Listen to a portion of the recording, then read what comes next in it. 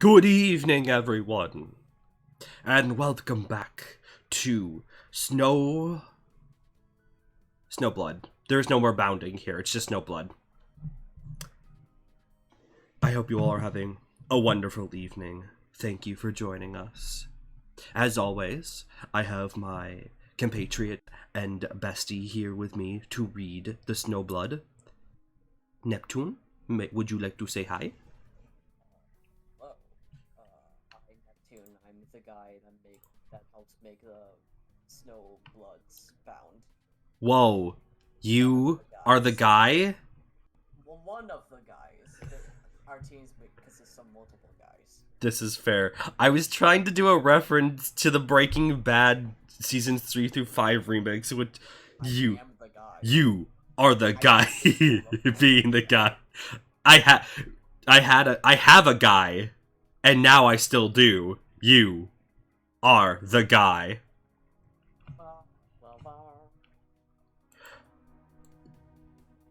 Is that better, River? Is that better? It was actually wait, no, here we go. Snowbound, it was, the desktop was actually, like, very low for some reason. Is this better? Let me move my mic a bit closer. There we go. Okay. Alright, we have to redo this entire thing. We have to start again. I'm sorry. We'll be back. Duke says it's better. Good. Dude. Hello everybody, my name is Markiplier and welcome back to Snowbound Blood. Shut up. You know what, like, it's funny because I think, like, a while ago, like, a few months back, I made a joke about, like, what if the Game Grumps read Snow? Oh my god! Which is a prospect that I am incredibly afraid of. Oh my god. That would be the funniest shit, actually. It would be further publicization, whatever the word is for the game, further but also publicity. Like, it's Game Grumps. Yes, publicity. But also it's Game Grumps. I can't wait for Dan to write a full Snowbound Blood album for Star Bomb. God. I would cry. I would actually cry. Oh, it would be so funny. Oh my god. My god. We know what Austin's Halloween costume is for this year. Alright, we're fucking putting up a donation incentive bar. Fucking buy me pink beer dye. And I'll fucking go as Markiplier. Oh god. You and I become the new Unisonis, I guess. Baby, I think that's a... Don't tempt me. No. I will...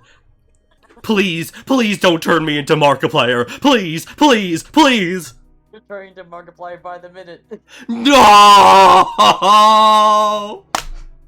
Oh shit, I unplugged my headphones. I got so into not being Markiplier that I lost audio entirely. Fucking incredible. Jesus Christ. Gosh, I remember when Markiplier did an event where if you type in chat, you could barely choose it to get a limited edition shirt, and the chat was typing so fast, it was absolutely pointless. Fucked up. Oh god. I've only ever won one Twitch contest. It was for a fucking shiny Pokemon, and I didn't know I won it until 2 weeks later because I didn't open up my Twitch DMs I didn't open up Twitch for that long, and then I went like, "Hey, I'm so sorry. Can I still have this?" And they went like, "I already chose someone else." I'm like, "No! This is so fucked. This is so fucked." I think I still have that DM. Oh my god. I don't think I ever got rid of it. Yes, I'm so fucking excited for Hisuian, Zorora and Zoroark. They are already some of my favorite Pokemon, so I'm very excited. Yeah, I haven't really looked into it yet, but the designs are looking pretty nice. Yeah, they look like real kitsunes. I'm very excited. I do not know that I will get Legends Arceus on day 1, but maybe, but probably eventually. Yeah, I like for both the Diamond and Pearl remix and Legends Arceus. I'll have to wait and see what the majority thinks of both of them. Okay. Before I decide, okay, yes, I need these. That's fair. I'm already getting brilliant Shining Pearl. It's Shining Pearl. Yes. Be Brilliant Diamond Shining Pearl. Right. Okay. Unfortunately, I have to remember it as the acronym. Yes. The acronym that we shall not say here. Yes, exactly. Jesus Christ. I will probably also be getting Shining Pearl primarily because Pearl was my first Pokemon game that I ever beat. Fair. So... Very fair. Pearl was my generation pick from between Diamond and Pearl as a kid. Well, actually, here's the thing. I got Pearl first. Then I convinced my grandmother to buy me Diamond. And then I also got Platinum when that came out. Oh, God, yeah. Orez does roll off the tongue, at least. Yeah. Though I might also probably get Brilliant Diamond because I like the Honchkrow line. That's fair. We don't know if those are exclusive to this game. I am just so used to the Pokemon exclusives. Like, I remember them like the back of my head. That's very fair, but we do not know if they're exclusive or not. The only ones we know are exclusive right now are the Glameow Skunk Tank line. Yes. And something else. 2 other lines, and I don't remember what they are. It's fine. I don't have Cerebi up. Okay. But gamers, it's time. It's fucking time. Volume 5 of Blood and Comfort. Yo, just buys a Squishmallow on stream right now. It's been a few days since your last and very unpleasant shift of field duty. The discovery that you were being tailed, along with your sudden explosion-related disappearance from corporate Comgrid, sent everyone into a tizzy, Sestro and Hamifi especially, in their respective ways. And so you spent the last few days unforcing rest. You spent your hours researching, following up with contacts, and consumed with thought. I almost read that as consuming thought. Cecily's just eating those thought bubbles. Tasty. After a near-death scrape or two, and several hours of interviews, you're really only a single step closer to answering the question that sits like ice in your gut. Who has the resources and the nerve to execute a theft of this magnitude, get away with it, and put a tail on the planet's top regulator, all while finding the time to engage in online harassment? One thing's for sure, you're going stir crazy here. This sparse respite block won't hold you for long. Hello there, Iron Strip Mine. I love your name. That's pretty. The fucking gives me Minecraft vibes. How are you doing tonight? Cecily, capitalism. So true.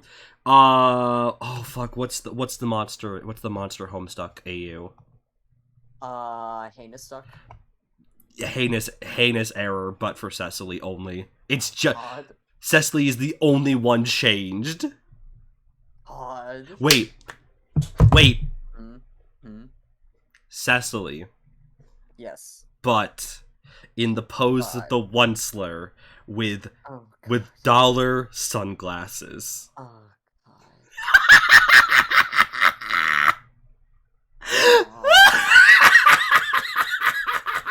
God. So, which one of these two are you going to read first, Austin? A dollar sign is now on the visor, yes. Oh God. You absolutely know which one. Occeus. Yes. Hell yes. Content warning, holy shit. Cecily BiteCon cosplay. Oh my god. Cecily has to do undercover work and is forced to dress up as BiteCon to infiltrate. Fuck. God. She would hate that. She would absolutely hate that, but it would be the I funniest would shit. personally love that, but she would hate that. Oh, she would hate that, but that would be very funny though. Oh boy. So I guess that you're gonna read the narration in Cecily, and I'm gonna read Occeus. Yes. And there's also a Hamifi. Yes, there's some Hamifi lines here, so... Okay. Is this... If you want, I can read her, but... Yeah. Yeah, just for the back and forth. Okay, okay. And yes... Acknowledge me. Oh, sorry. And yes, this is also the first content warning. Yes, first content warning. Oh, hold on. We got a Rousey. Oh shit. It is Rousey, fluffy boy. Thank you for the blessing. Thank you so much for the blessing. I'm glad that you said that as your blessing alert. I spent an entire evening fucking stitching together that animation. I'm really happy with it. Mm-hmm. Yes. It's very good. Yes. What about Cheese Meefy? Cheese Meefy? It's just a Meefy, but in the shape of the cheese, like Jerry from Tom and Jerry! God, I hate it. You may go ahead. Okay. I haven't read Hamifi in a long time, so my voice for her is probably a little bit... But...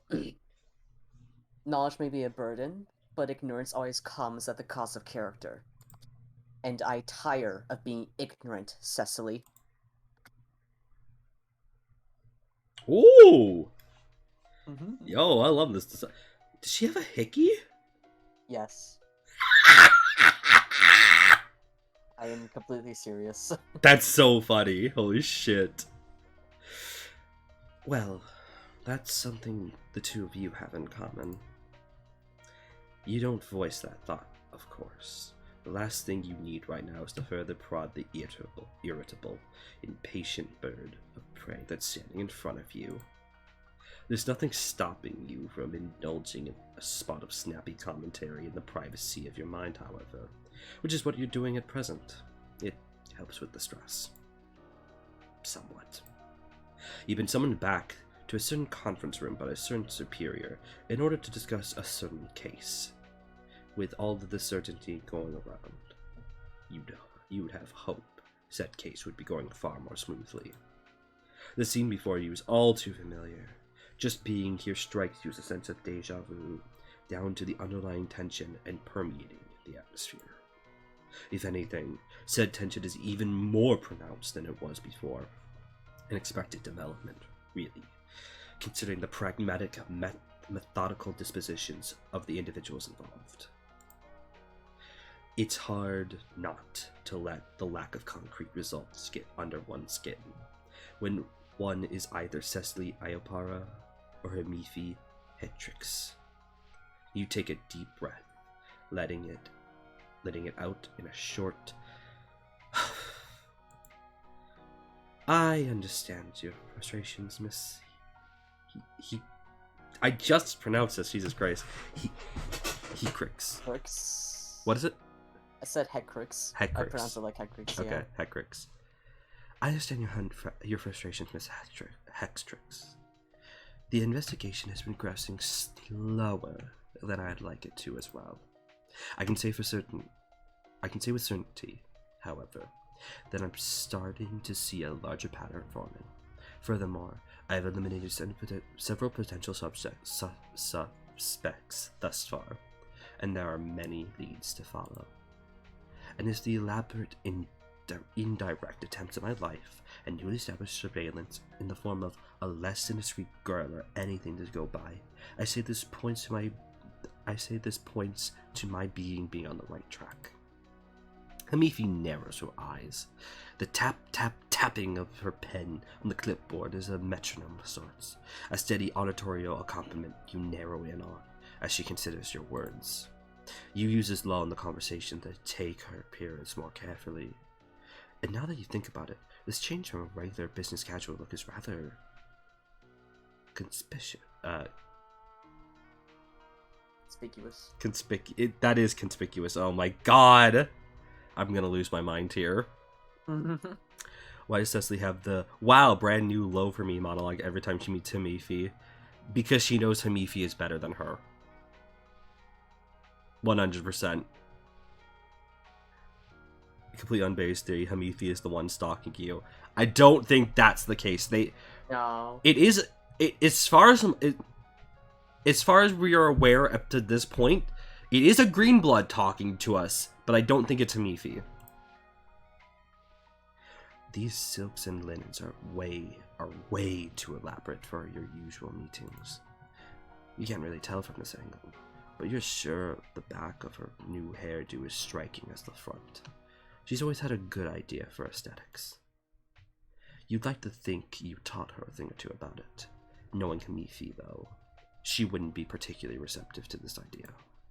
In fact, she would probably have you publicly retract a statement like that and submit a written apology in triplicate, signed and stamped. She also might fine you or mark you down as insubordination. It kinda depends on the day, really. Anyways, there is a little detail that definitely does not escape your notice. It seems Hamifi has also chosen to integrate quite the colorful bruise into her nose. Yes, it is a conversation that does happen. I'm looking at the chat being like, are we not going to talk about the hickey? And I'm like, yeah. Jesus Christ. I mean, the wording of color, just, yes, it technically is colorful, but just like, she's like, oh, I don't really want to know, but I have to, and I love that. Just corporate things. Sue your mentors happily. So true, though. So true. That's just capitalism, baby! It's sitting right at the junction between her neck and collarbone, almost deliberately peeking out from under her dress. A loud and clear statement, to be sure. You can only imagine how Sestro was marked in turn. Ah, young love. Good for them. Good for them. Good for them. Good for them. She stops her tapping and clicks her pen with a sense of finality. I've decided your next suspect for you. You had a feeling this was where the conversation was going. Only on rare occasions is Hamifi this hands-on with her micromanaging of corporate assets, but you've known her for quite some time. Still, a small, practically negligible part of you wishes that Hamifi would have at least asked how you're doing before telling you what you were doing. What you're doing. Just once. I already have a list of suspects, all personally handpicked by the two of you. Should I not be sticking to it? We both know that has not stopped you from defying orders on at least 3 occasions thus far. Ooh, called out! This also happens to be the 3rd time she's brought up these transgressions up. This also happens to be the 3rd time she's brought these transgressions up in this conversation alone. You have to fight the urge to bristle at the comment. The reprimanding superior routine is starting to wear on you. Mother and father above, you really wish every single detail didn't always come back to this girl. Talking to her sometimes feels like swallowing knives. You bite back a grimace and silently wait for her to continue. This choice is, admittedly, somewhat personal in nature, but we received a tip from one of our insiders, and given my previous suspicions, I was inclined to look into it immediately. Consider it a special request on my behalf for all the precious time you wasted following that unhinged voice-changing criminal. Okay, Iron, gotta say, Secily is probably not the kind of person that goes to the bar with her coworkers. So... She would go to the bar, but only by herself. Yeah. Yeah. She's not... I don't think Cecily's one's for hanging out at all. Secily only has one mindset, and that's work and grind, baby. Sigma woman. Good. So true. Doesn't every request you follow qualify as being on her behalf by default? This is like saying that squares are categorically different from rectangles. Pointless semantics. Very well. Who is it that I'm to investigate next, Miss Hedrix? Occeus Coliad, spearhead of our modest number of outsourced researchers. And his field is? Hamifi glances aside for a brief moment.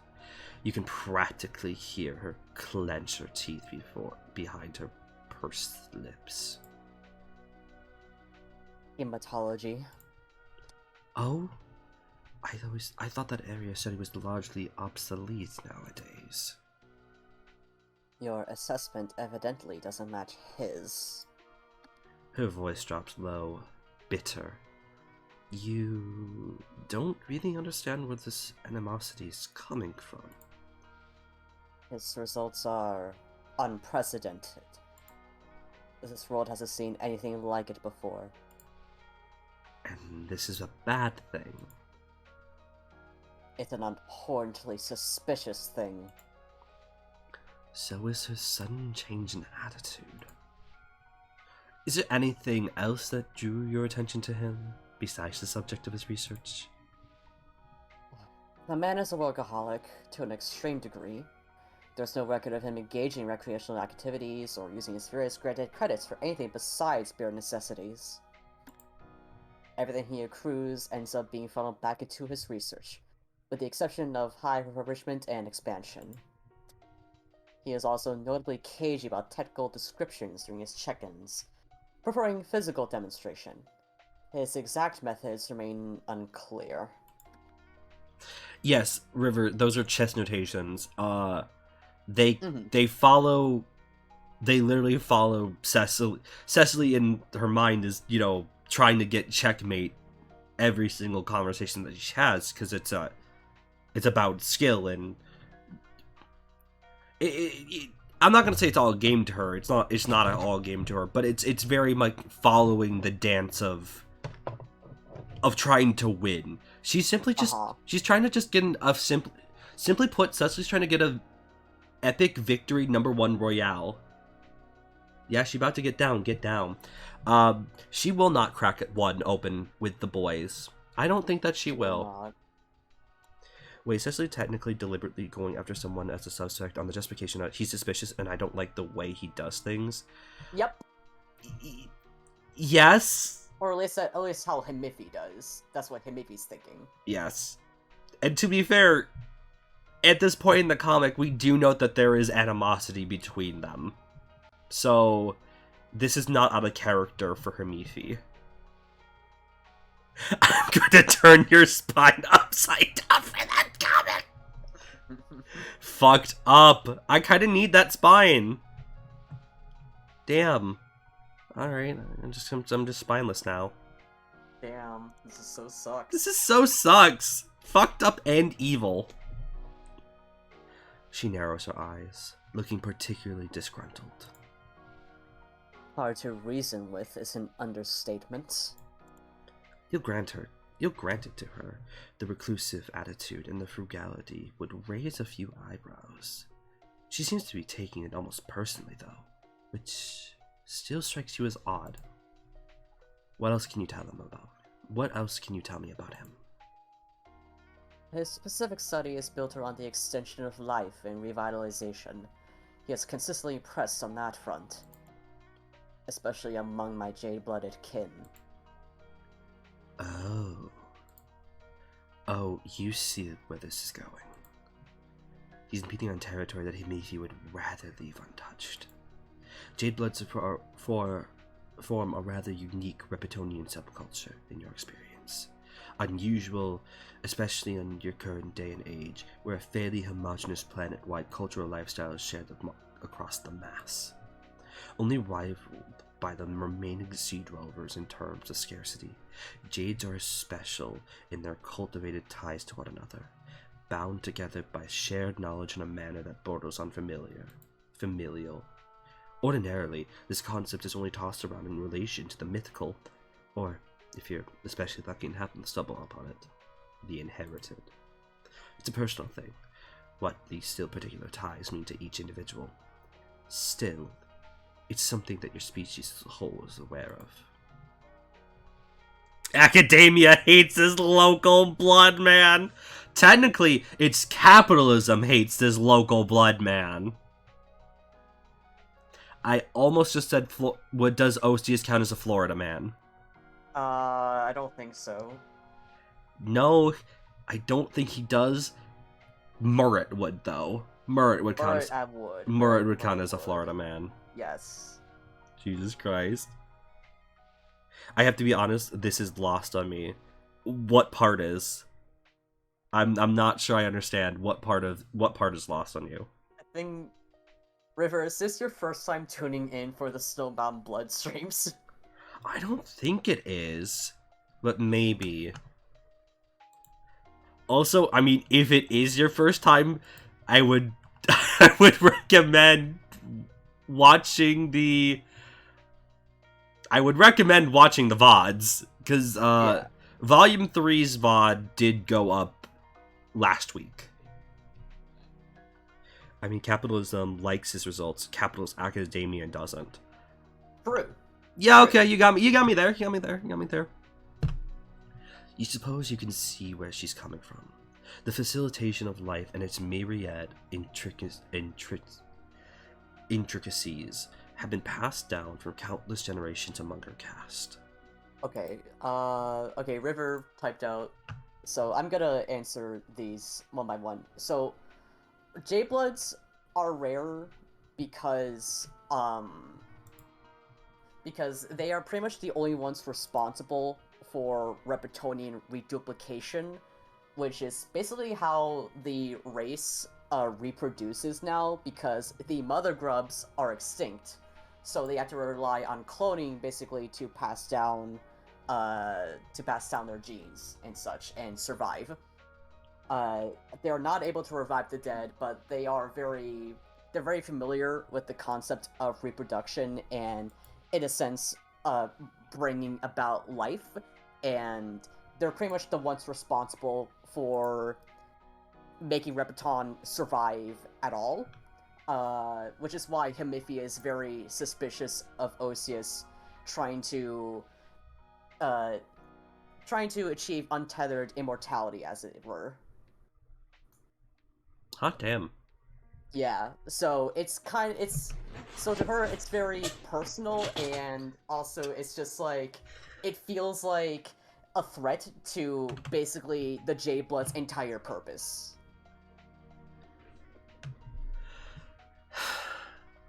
Yeah. I mean, she can feel that way. I guess I can understand where she feels in this way, but also, like, Occeus is literally trying to do fucking great shit here. Exactly. Get over yourself, please. Exactly. That's what I love about this conflict. It's messy. Damn, Hemifia is a little bit fucked up. Damn, we got a fail wife over here. What is this? What is this? Some kind of snowbound blood? You're fucking right. But yeah, I'm glad that you understand that, River. Yes. Now we have got this done. We have learned. And the more you know, and knowledge is power. G.I. Joe, baby. G.I. Joe. Yes. Anyways, hi Maeve, how's it going tonight? I hope you're having a wonderful evening. Thank you for joining us. It's very petty. It's not even they're fighting over funding. Yeah, it really is petty, but I like this characterization. It's very fascinating. It gives depth, and I like it. Mm-hmm. It is a snowbound blood. It really fucking is. Yes. To be fair, we've only seen blood. We've seen blood multiple times, but we've only seen snow once. It's kind of fucked up. I think we should see more snowbound blood. Yeah. Hang on. Okay. Oh, see, this is literally just some dude. He is just some He's guy. just a dude. Occeus talking to Mifi. I'm just a dude. I'm just a little dude. Yeah, I'll admit it. I was just wondering about this. Like, do Jade Bloods need to keep their work secret, or does anyone know? I think from when I read the bits of Vast Air, the implication was that nobody knew, but they're still knowing about the cloning things. Hi, Austin. Yo, hey Austin, how's it going? So, River, to answer that, yes, technically, J-Bloods, like, what ties the J-Bloods together as, like, a sort of familial unit is because they're the only ones in the planet that know how reduplication works and the specifics, and, like, literally has records of every single troll that's reduplicated on the planet, like sigils and such, and ancestor records, if they can find them.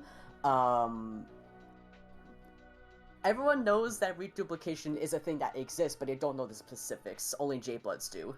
I mean, to be fair, we know cloning exists. I'm not gonna ask how they clone that sheep. I don't know how they cloned that sheep, but they did it. Yes. Jesus. You suppose you can see where she's coming from. The facilitation of life and its myriad intricacies have been passed down for countless generations among her caste. At this point, the knowledge of reduplication has been instilled into them almost as a birthright, as their purpose. Exactly. So true. Hamifi doesn't want that taken away from her, even potentially. You have an instinctual urge to... Okay, to be fair, Secily does have a gun. We have seen it been used. We know Secily has a gun. Unless Maeve means Himifi. Oh! No. Oh, God. Hamifi should I think Hamifi deserves a gun.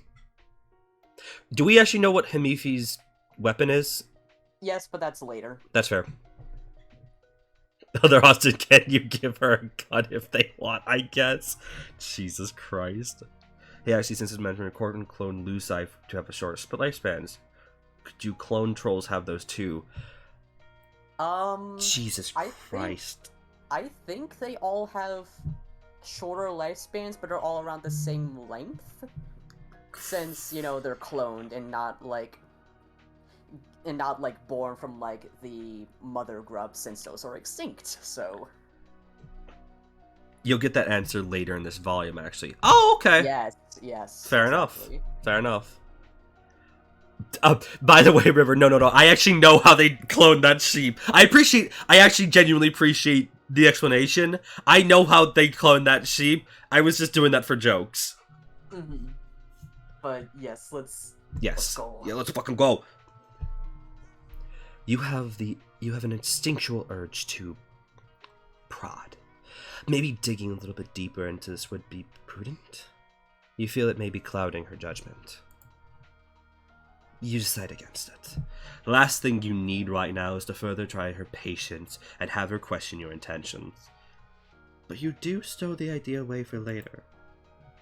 That, and you can't say Coliad's area of research doesn't bring the stolen vial to mind.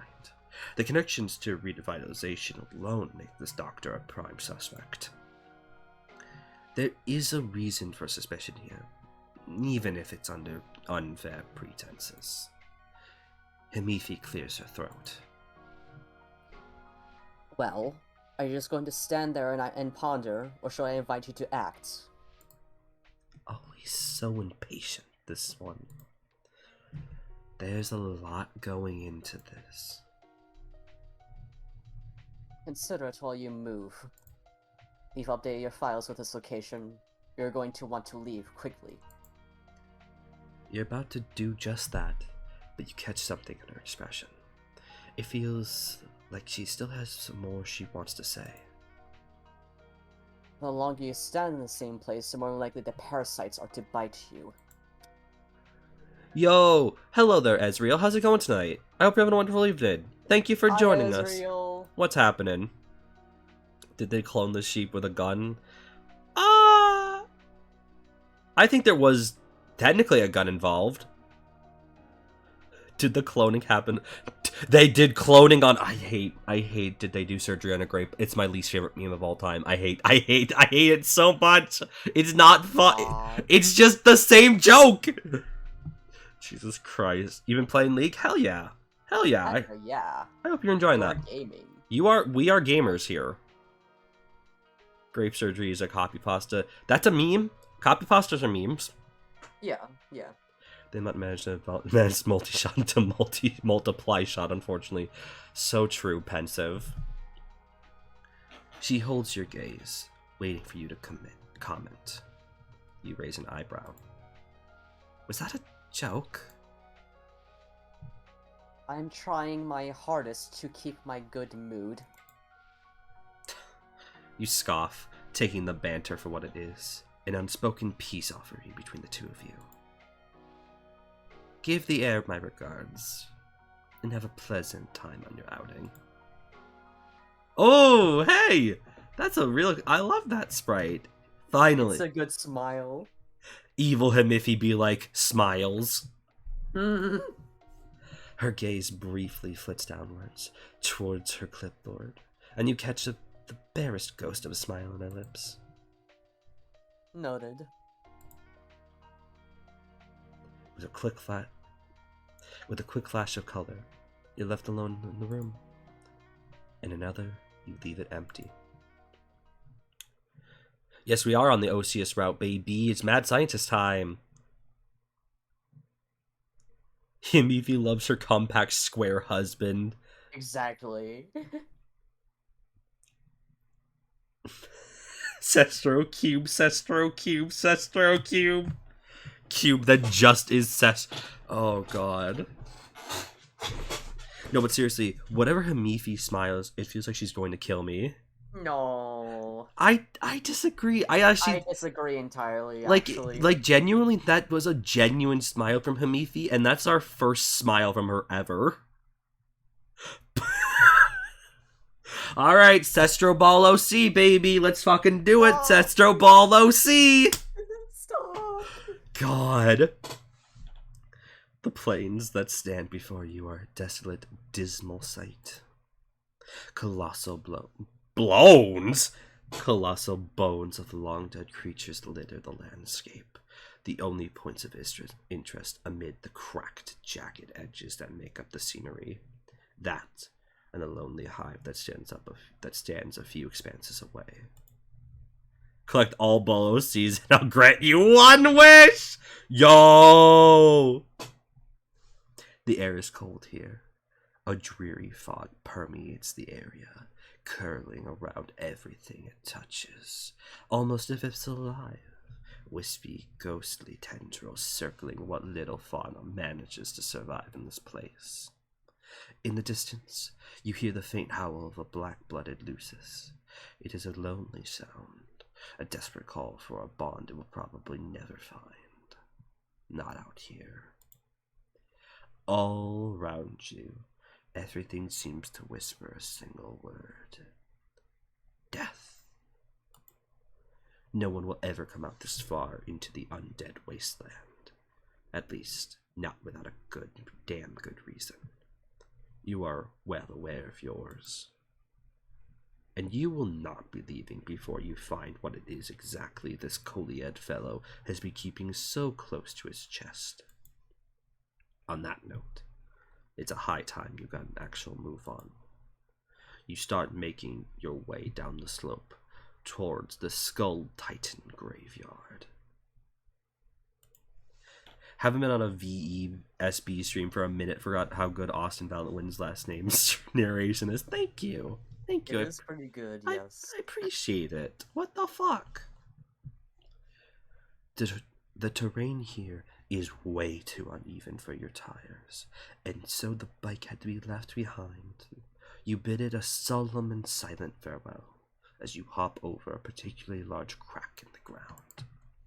It's not a very steep incline, though.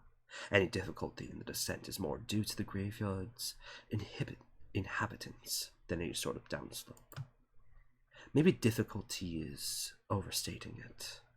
You'd gladly resign from your position as chief regulator if you ever let a bunch of wild Luci and mindless, half-dead trolls get in your way. You hobbit! God. It seems some of these creatures are eager to try their luck, though. As you land on the other side of a small ravine, 2 trolls whimper their heads around and slowly start shambling towards you. You'd call it brave if you didn't get the distinct impression their actions come with a lack of higher cognitive function rather than a sudden bout of courage. Oh well, it'd be rude not to indulge them.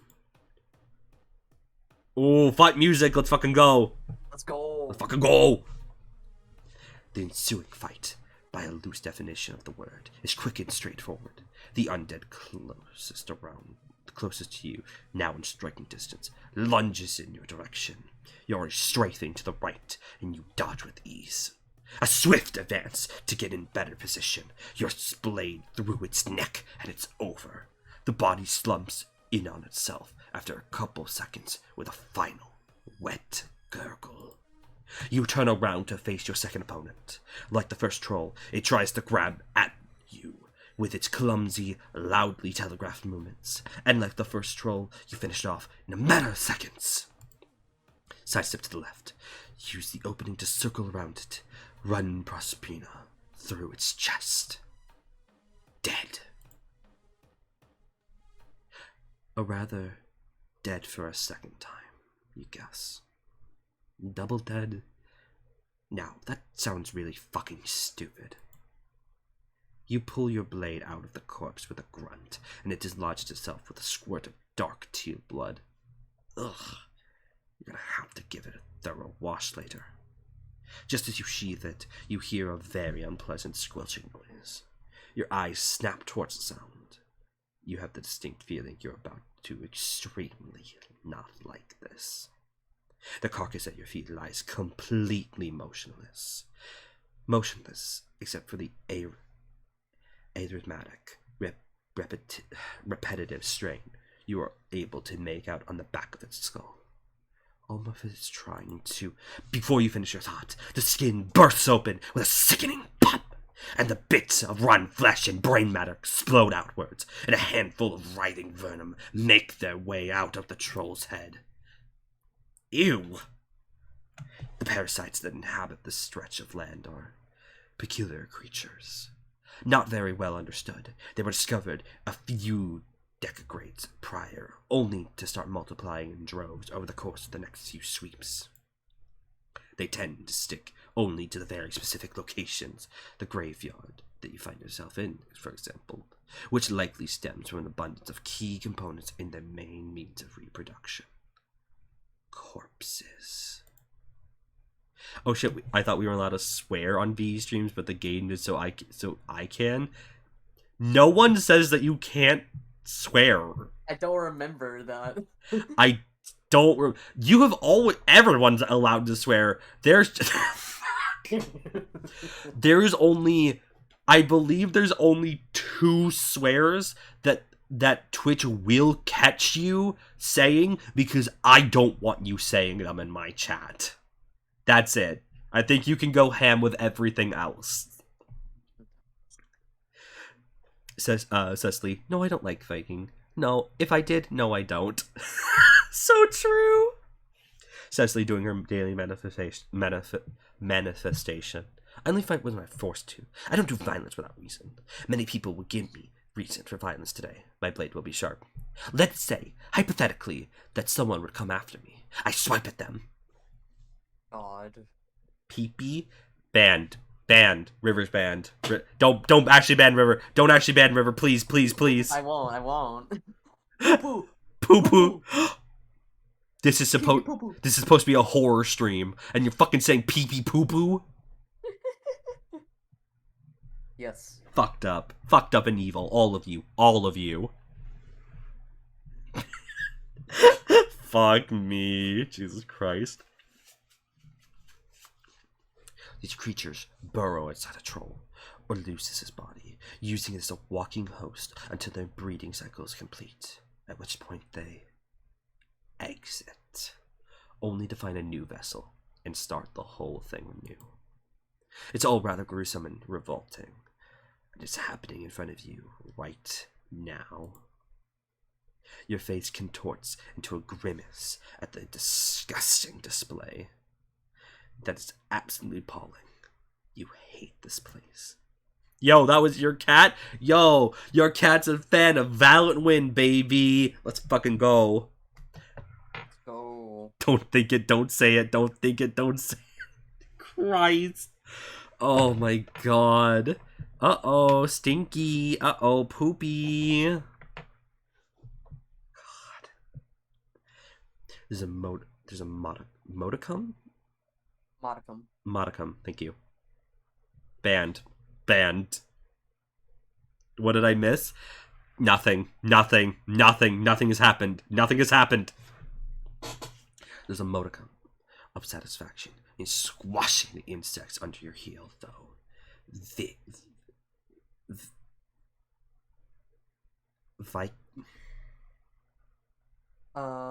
Viscous. Thank you, Jesus Christ. Vicus yellow liquid squirts out when you press down, and the consistency makes you think of spilled jam. The grossest jam you've ever seen. It hardens like a resin when it comes into contact with a crisp winter breeze. Take that, you nasty little friends. No more corpses for you. You mentally congratulate yourself on an impromptu bout of pest control before sheathing your rapier and... What? Beneath your feet, the sudden tremors reach a deafening crescendo until a gargantuan figure shoots from the ground below you. You're knocked flat on your ass. You blink. The action is enough to nearly have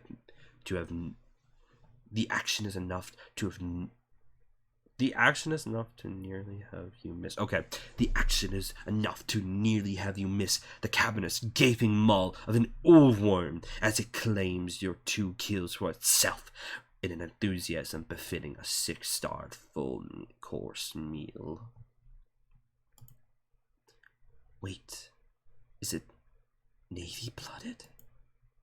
It's very hard for you to imagine such a detestable, vicious creature forming any sort of genuine attachment to a troll, unless it has something to gain out of the arrangement, that is.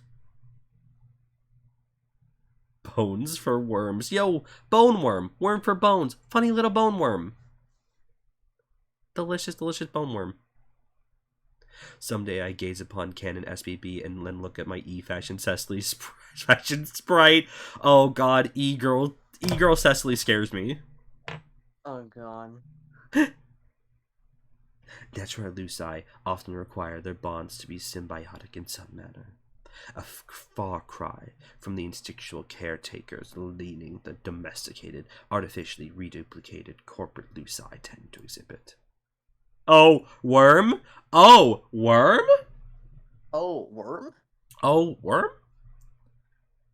If we raid someone tonight, our message has to be, oh, worm. Yes, Secily is a girl. She is a trans woman, but she is the girl. Yes, Secily is a woman, and I love that for her. A chunk of what used to... Wait, actually, I think on Wikipedia this is actually listed under video games that have LGBT representation. Yes. There's quite a bit of trans and non-binary characters. And of course, all the characters that you see are bi in some manner, or at least not straight. This is true. I was just pointing out that it's on Wikipedia. I'm pretty sure it's on Wikipedia because I went through the list. I went through the list of LGBT representation in games, and I think this is listed on there. If it's not, well, I think this is one act. It's not vandalization, it's just adding to it, but that's one act of vandalization on Wikipedia I would accept. A chunk of what used to be someone's thigh flies through the air, landing right next to your feet. You would really rather not have to deal with that beast in close proximity, if you can help it. With that in mind, you stand back upright, dust your coat off, and start speed walking towards your destination, as in a dignified and professional a manner as you can manage. It ends up being somewhat stiff. The rest of your trek is far less eventful than the first few minutes. His hive is really not very hard to spot. An elaborate modern building that is usually wouldn't fit in any sub-purple trolls residing in. It's incredibly funny how Secily does kill people but thinks bodies are gross. Wouldn't you? Hello? They're like undead bodies. Yeah, the undead bodies. First of all, they're zombies. Yeah, it kind of makes it worse. Yeah, exactly. If you saw a head fucking explode in front of you and it burst blood matter, and actually I watched a head explode, like not. Austin, we were talking about Hellraiser earlier. I watched Hellraiser 3 last night. You're right, it's so bad. It's not great. Oh god. So, I know, but that movie does basically start off with a head exploding. So that's why this is why it came to my mind. I told you, dog. I know, but it's so funny though. It's a funny bad movie though. It's good to laugh at least. It's not a good horror movie though. Fuck. You have to admit though. Are we seriously back on the topic exploding heads? Cringe head. Yeah, baby! Holy shit. Fuck me. Good lord. I have to get back in the vibe. Hang on.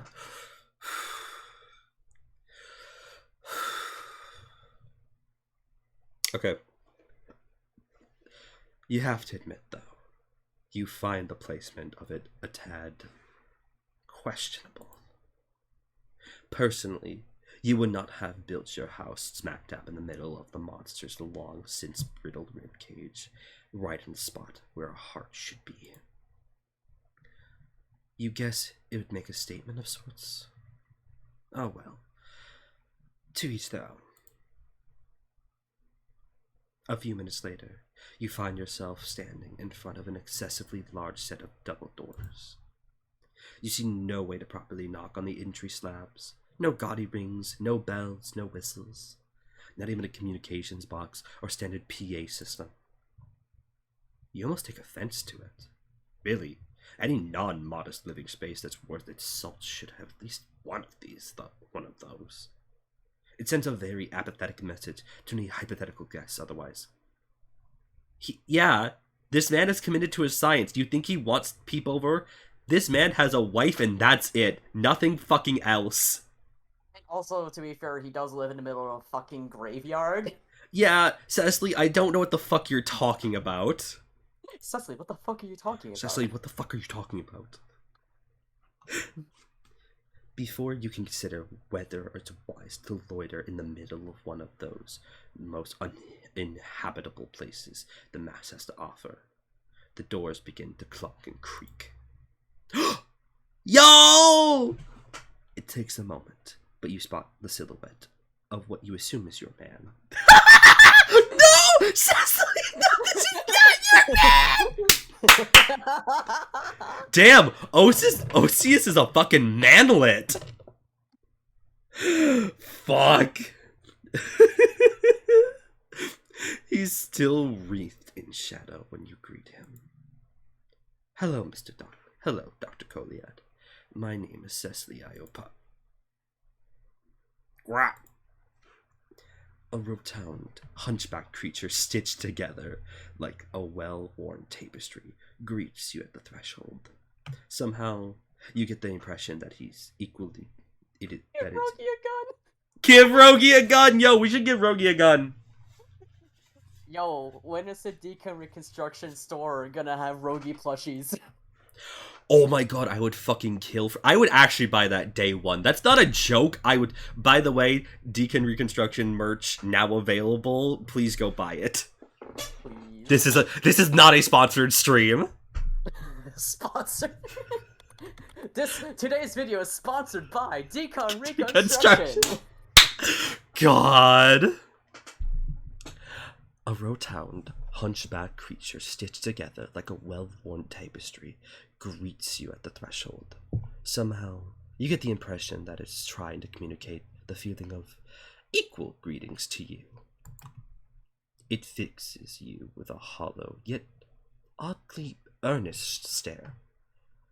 You were not expecting to be expected. Greetings? He simply blinks up at you. This is not the individual you thought you would be welcoming you. You furrow your eyebrows, taking a short little... Wait!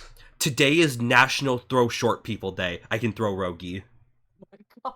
Let me just fucking chuck him. River, your questions will be answered later in this route, actually. Yes. This boy must defend himself from what? I'm a chuckster. I'm a chuckster! Christ, I miss Oops All Chuckster so much. Me too. What a time. What a fucking time. That was earlier this year. That's fucking insane. Holy shit. You furrow your eyebrows, taking in the short little living thing that's now stepped into the light, peeking its head out of inquisitivity. You've never seen anything like it before. Could this be one of the daring experiments Hamithi mentioned back at her office? It certainly seems to be cobbled together from different parts, from what you can tell. Impressive and unprecedented results in the field indeed. Do you understand me? It tilts its head to the side in a manner quite similar to that of a bark beast. Then it lets out a quiet, curious groan. It's almost endearing. You sigh. No, I don't suppose you would. You enact a number of interpretive hand motions to the creature, trying to convey the idea of doors opening and safe passage. It's like you're playing a slight manic game of charades. What were we gonna say? No, I was just laughing. Fair enough. Despite Rogi smile! Baby boy. Despite your great efforts, it still refuses to budge from its place. The only reaction you get is a quiet clap of coarse, slightly wrinkled hands.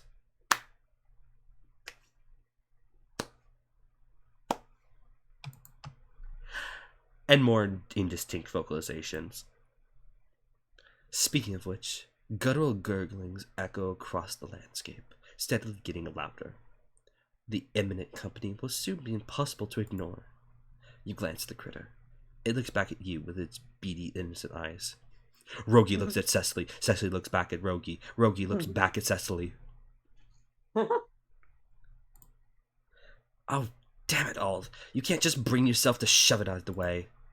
Resigning yourself to another series of butchery-related unpleasantries, you spin on your heels. Your hand hovers over your revolver as you gear up to face the incoming aggressors. You already have got a solid smattering of gunk on your soles. You would really rather not risk your coat. Rogi does not have murder on his mind. I don't think this little boy could even commit a murder. He's literally no thoughts, head empty. So true though. No, he's not. No, she's not pulling a gun on Rogi. She's pulling a gun on the creatures that are coming after her. Yeah. Austin referencing the Old Spice guy in the year of our current year. Yeah, and what about it? This stream is sponsored by Old Spice. Oh my god, it's sponsored by Decon Reconstruction and Old Spice. What a collab. Don't forget to pick up your Coliad scented body wash at your local store. God, oh my god. Someone just now makes, like, Okay, so really quickly here, I was on Etsy a few days ago, and while I was looking at things, I found someone who was selling Undertale scented candles for each character, and I Ooh. kind of want to see that now for Deacon Reconstruction. Just what? That would be a lot. All right, we got to name what everyone would smell like. I think Elsie and Soba would have really good candles, honestly. I think. Ooh, hang on here. Hmm.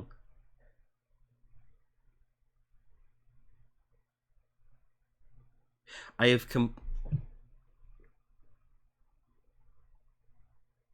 You have? I feel so stupid. I have completely forgotten her name. Albion, thank you. Oh my god. Albion, yes. I would think Albion would smell like cinnamon. That's the only one that came to my mind. A ghost. He would have a ghost smell. What do ghosts smell like? Vote on your phones now. What of the putrid how putrid scent? Putrid scent? Putrid scent. Thank you. One of the putrid. Literally, Snowbound Blood is making me just go through vocabulary homework again. This is like it's high school English. I have to relearn English for these streams, and it kills me. One of the putrid beings chooses this moment to vomit on the ground in front of you. You wince. It must be an uncontrollable reaction to the exertion, which you can't help but see as a threat to your continued cleanliness of your attire. I'm sorry for being an English major. No, this is fair. To be fair, if I didn't go into game design, I would have also been an English major. Like 100%. But man, there are just some fucking... Also, I just suck at talking. Says the man who fucking streams 3 times a week, but I just suck at pronouncing things. You're good, I support you. You're an English major? Suffer. Fucked up and evil. This better be some man. As if on cue, the clack of what sounds like steel-toed boots ring out from the dark hall that your puzzling new acquaintance was guarding. You turn your head just in time to catch it, scuttling aside for... Oh, there he is. Ooh! Ooh, hang on! Hang on, this is a fucking jam. Where's my options? Yes. His theme is called the Dr. Horrible singing ethics violation. Good. Love that. Why is he so wide? Yo, this dude is bulky. He is a hunk. He is a hunk. Literally, when this volume was in production, I think... Actually, no. When Snow and Blood was being concepted and the team was getting brought on board, Austin was sharing the character references, and he said, it is very important that this man needs to be a hunk. Like, his sprites need to be muscular. Good. I love that. I love that for this. Jesus Christ.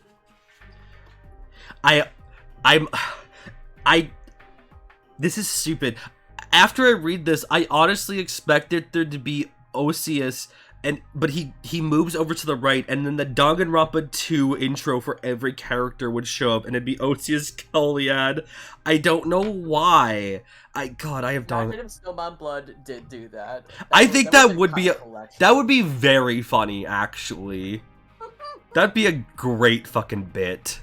But yeah, there he is. Yo, Cubed Coliad. Traps him in the prison. You finally see your suspect, one Occeus Coliad, making his entrance from stage left.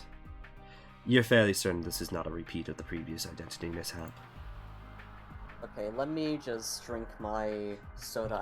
I'm gonna give this guy the deepest voice I can muster right now. Fair. Get your sippy, I get my sippy. Mm-hmm.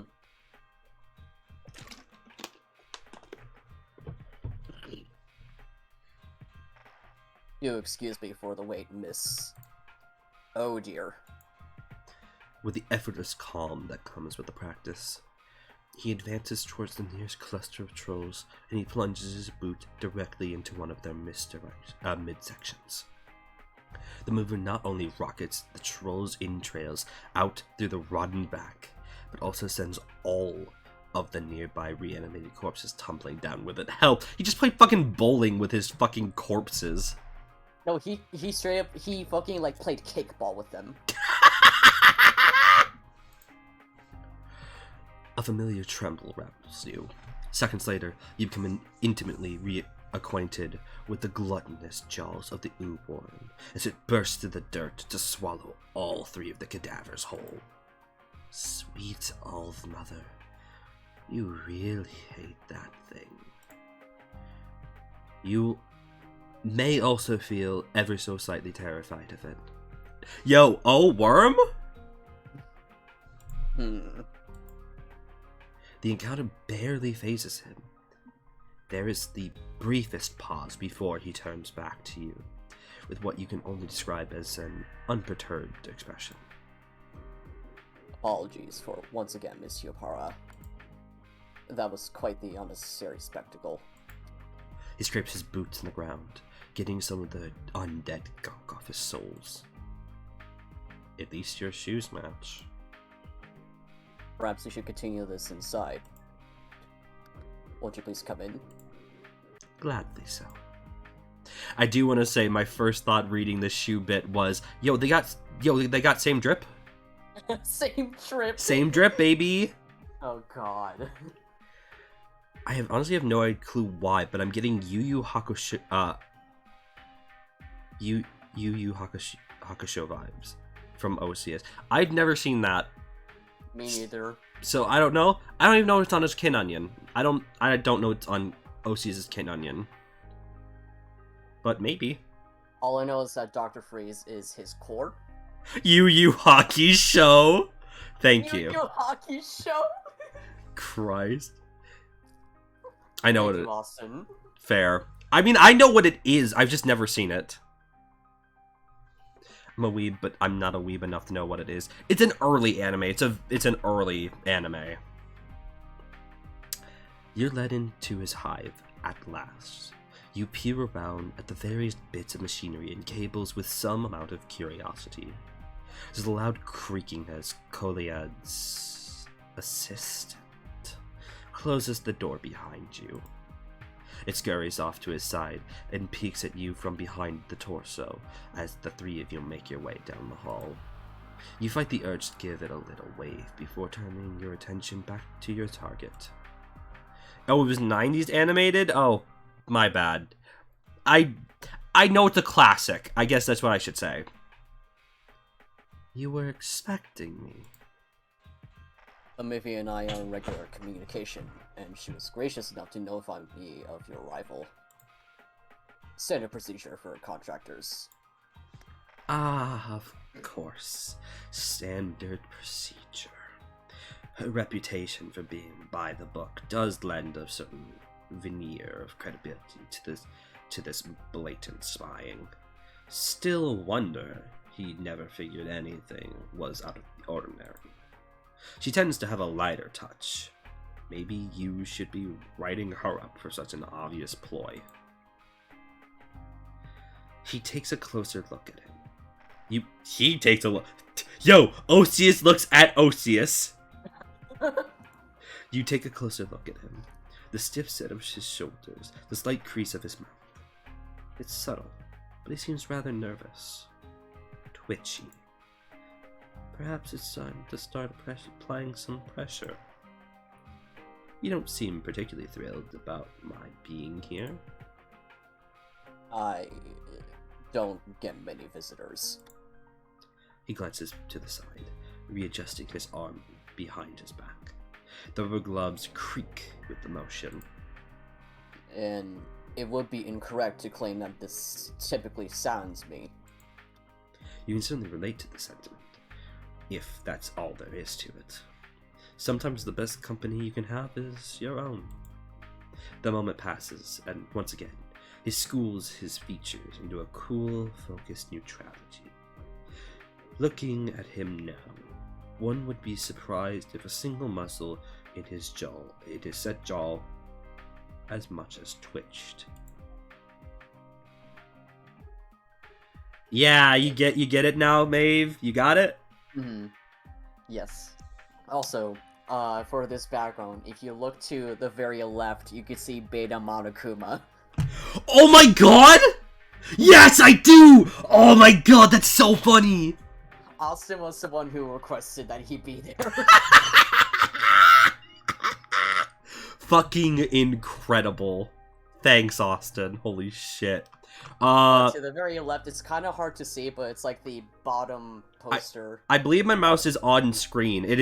I'm pointing at it. Funny. You're right, no. I fucking love Beta Monokuma. Maeve, Rogi's more of a Frankenstein, entity, I think. Frankenstein's monster, I mean. Yes. Occeus is the Frankenstein. He might be Frankenstein, but he's Franken mine. God. Well, he's actually Franken yours. Yeah. Well, Frankenstein is the monster, yes. Oh my god, I hate you. Yes.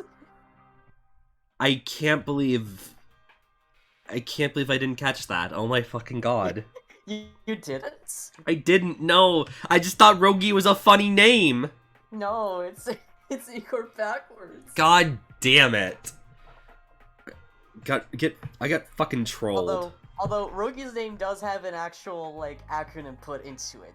That is true, right. We do know that.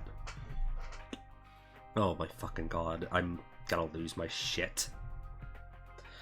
Just then, the corridor opens up into a lab. It's what you expect from the usual researcher paraphernalia. Books, test tubes, various charts, an enormous computer pressed against the back of the wall, a tea table. Wait a second. Is that an operating table? Huh. Please excuse the extent of the disarray. I was told that you were coming on very short notice and had to rush disposal. Disposal? The lab needed to be purified post-haste for your arrival. I also had to make us tea. That's why it took me so long to meet you at the door.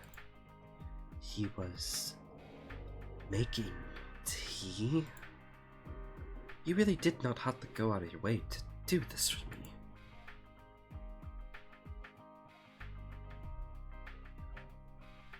Rogue, yeah, it's 4 bloods. It's, Rust.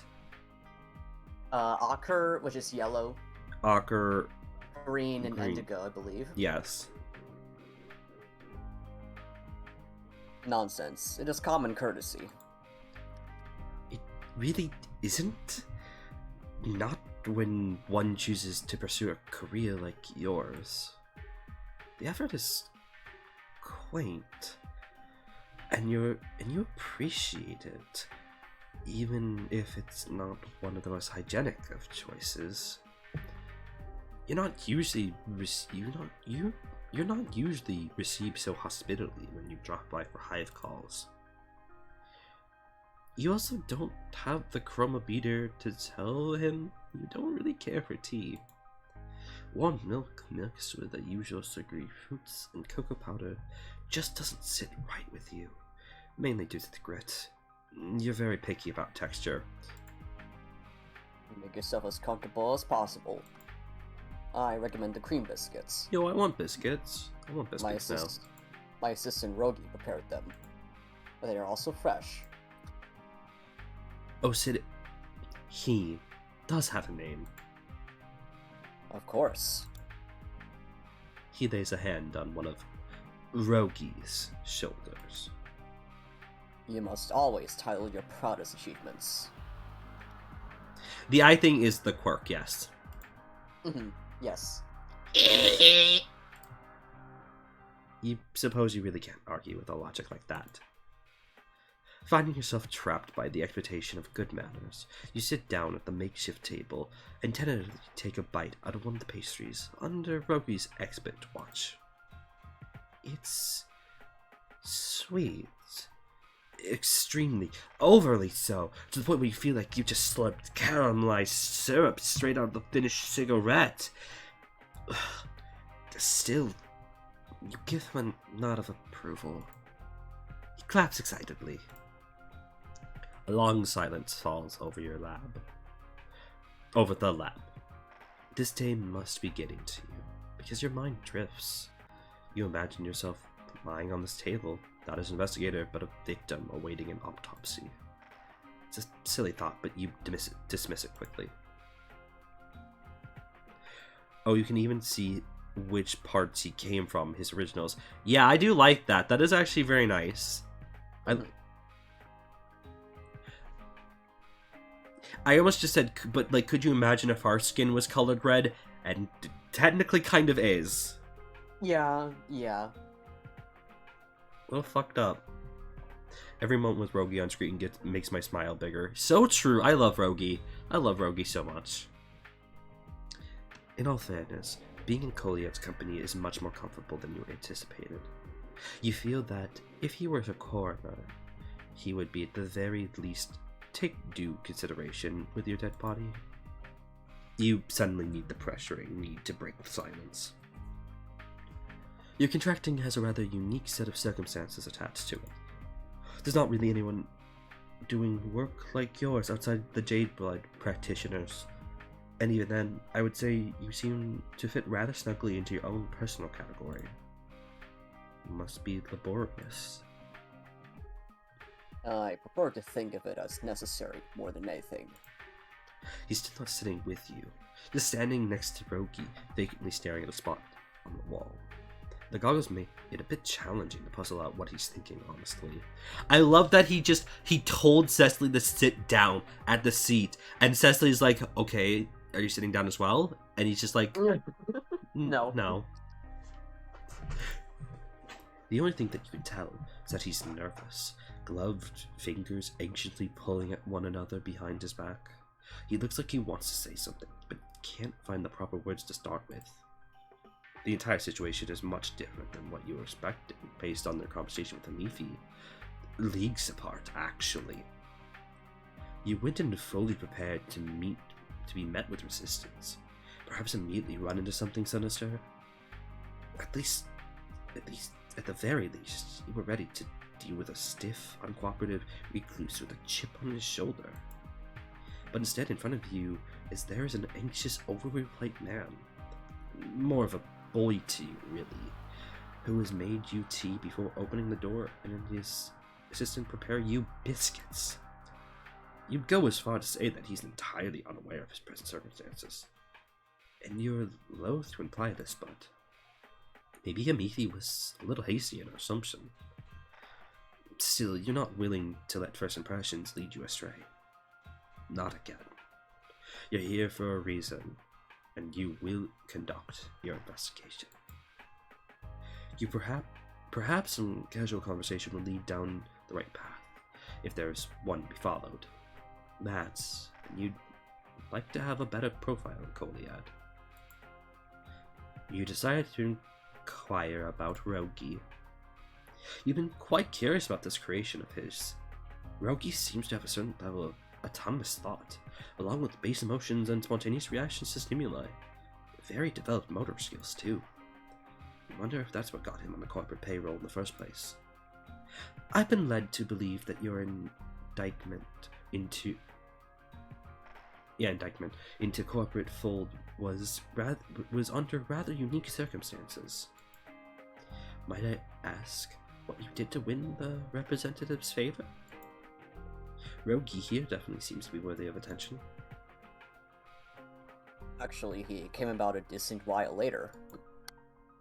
I was first able to reach out to the board through an extensive essay titled Examining Yields of Everlasting Sustainment, in which I documented my research focusing on a hypothetical method of cellular decay reversal in all major blood shades.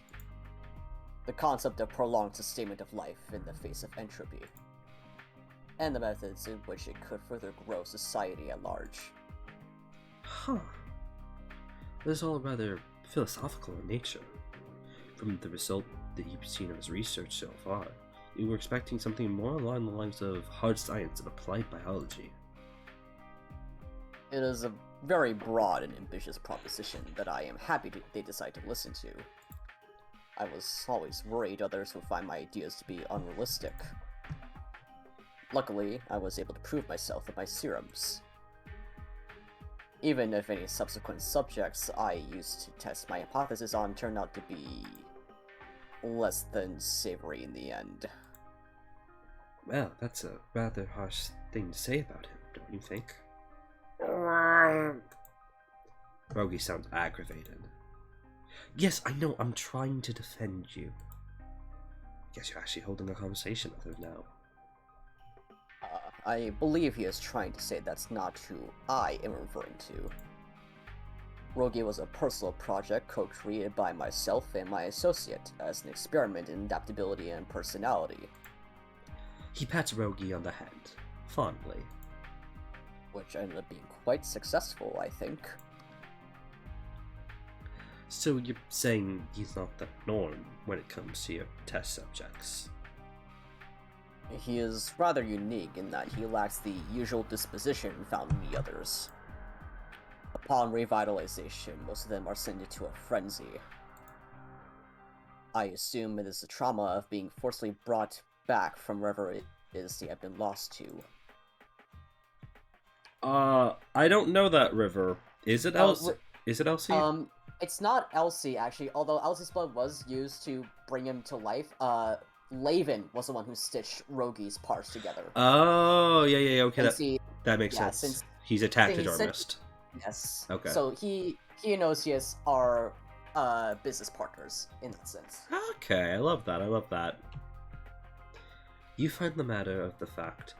You find the matter of fact way that says wherever portion to be quite telling. Certainly not a follower of the All-Mother's words, nor of the Not-Father. Perhaps he's not a follower of anything. It could be where he finds the will to carry on with his research. Morality can turn grayer without the thought of higher entity breathing down your neck. You'd be lying if you said the whole thing didn't leave you feeling a bit uneasy. This doesn't seem like an area of study one would be tampered with so liberally. The All-Mother and the All-Father are religious figures in Repetonian society, and they're Gaian and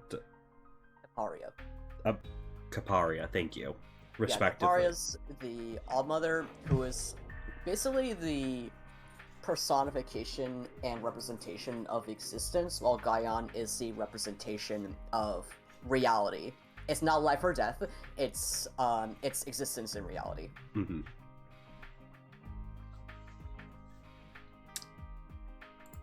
You wonder how something this unorthodox was given the go-ahead in the first place. Their attempts at the salvation must be getting rather desperate. If you had to miss a guess, Sister and Amifi must have been outnumbered by the other board members and trustees. Perhaps even executively. What do you figure makes Rogi different from the rest? I am uncertain at the moment. My current working theory is that since he was created entirely from scratch without any pre-mortem individuality to speak of, the lack of a, shall we say, previous soul acts as an inhibitor to the inherently painful and negative. It's a weird... Which isn't just... Oh, I'm sorry, that's my bad. Go ahead. Which isn't to say he doesn't have feelings. He simply works through them at a slower and less intense pace than most.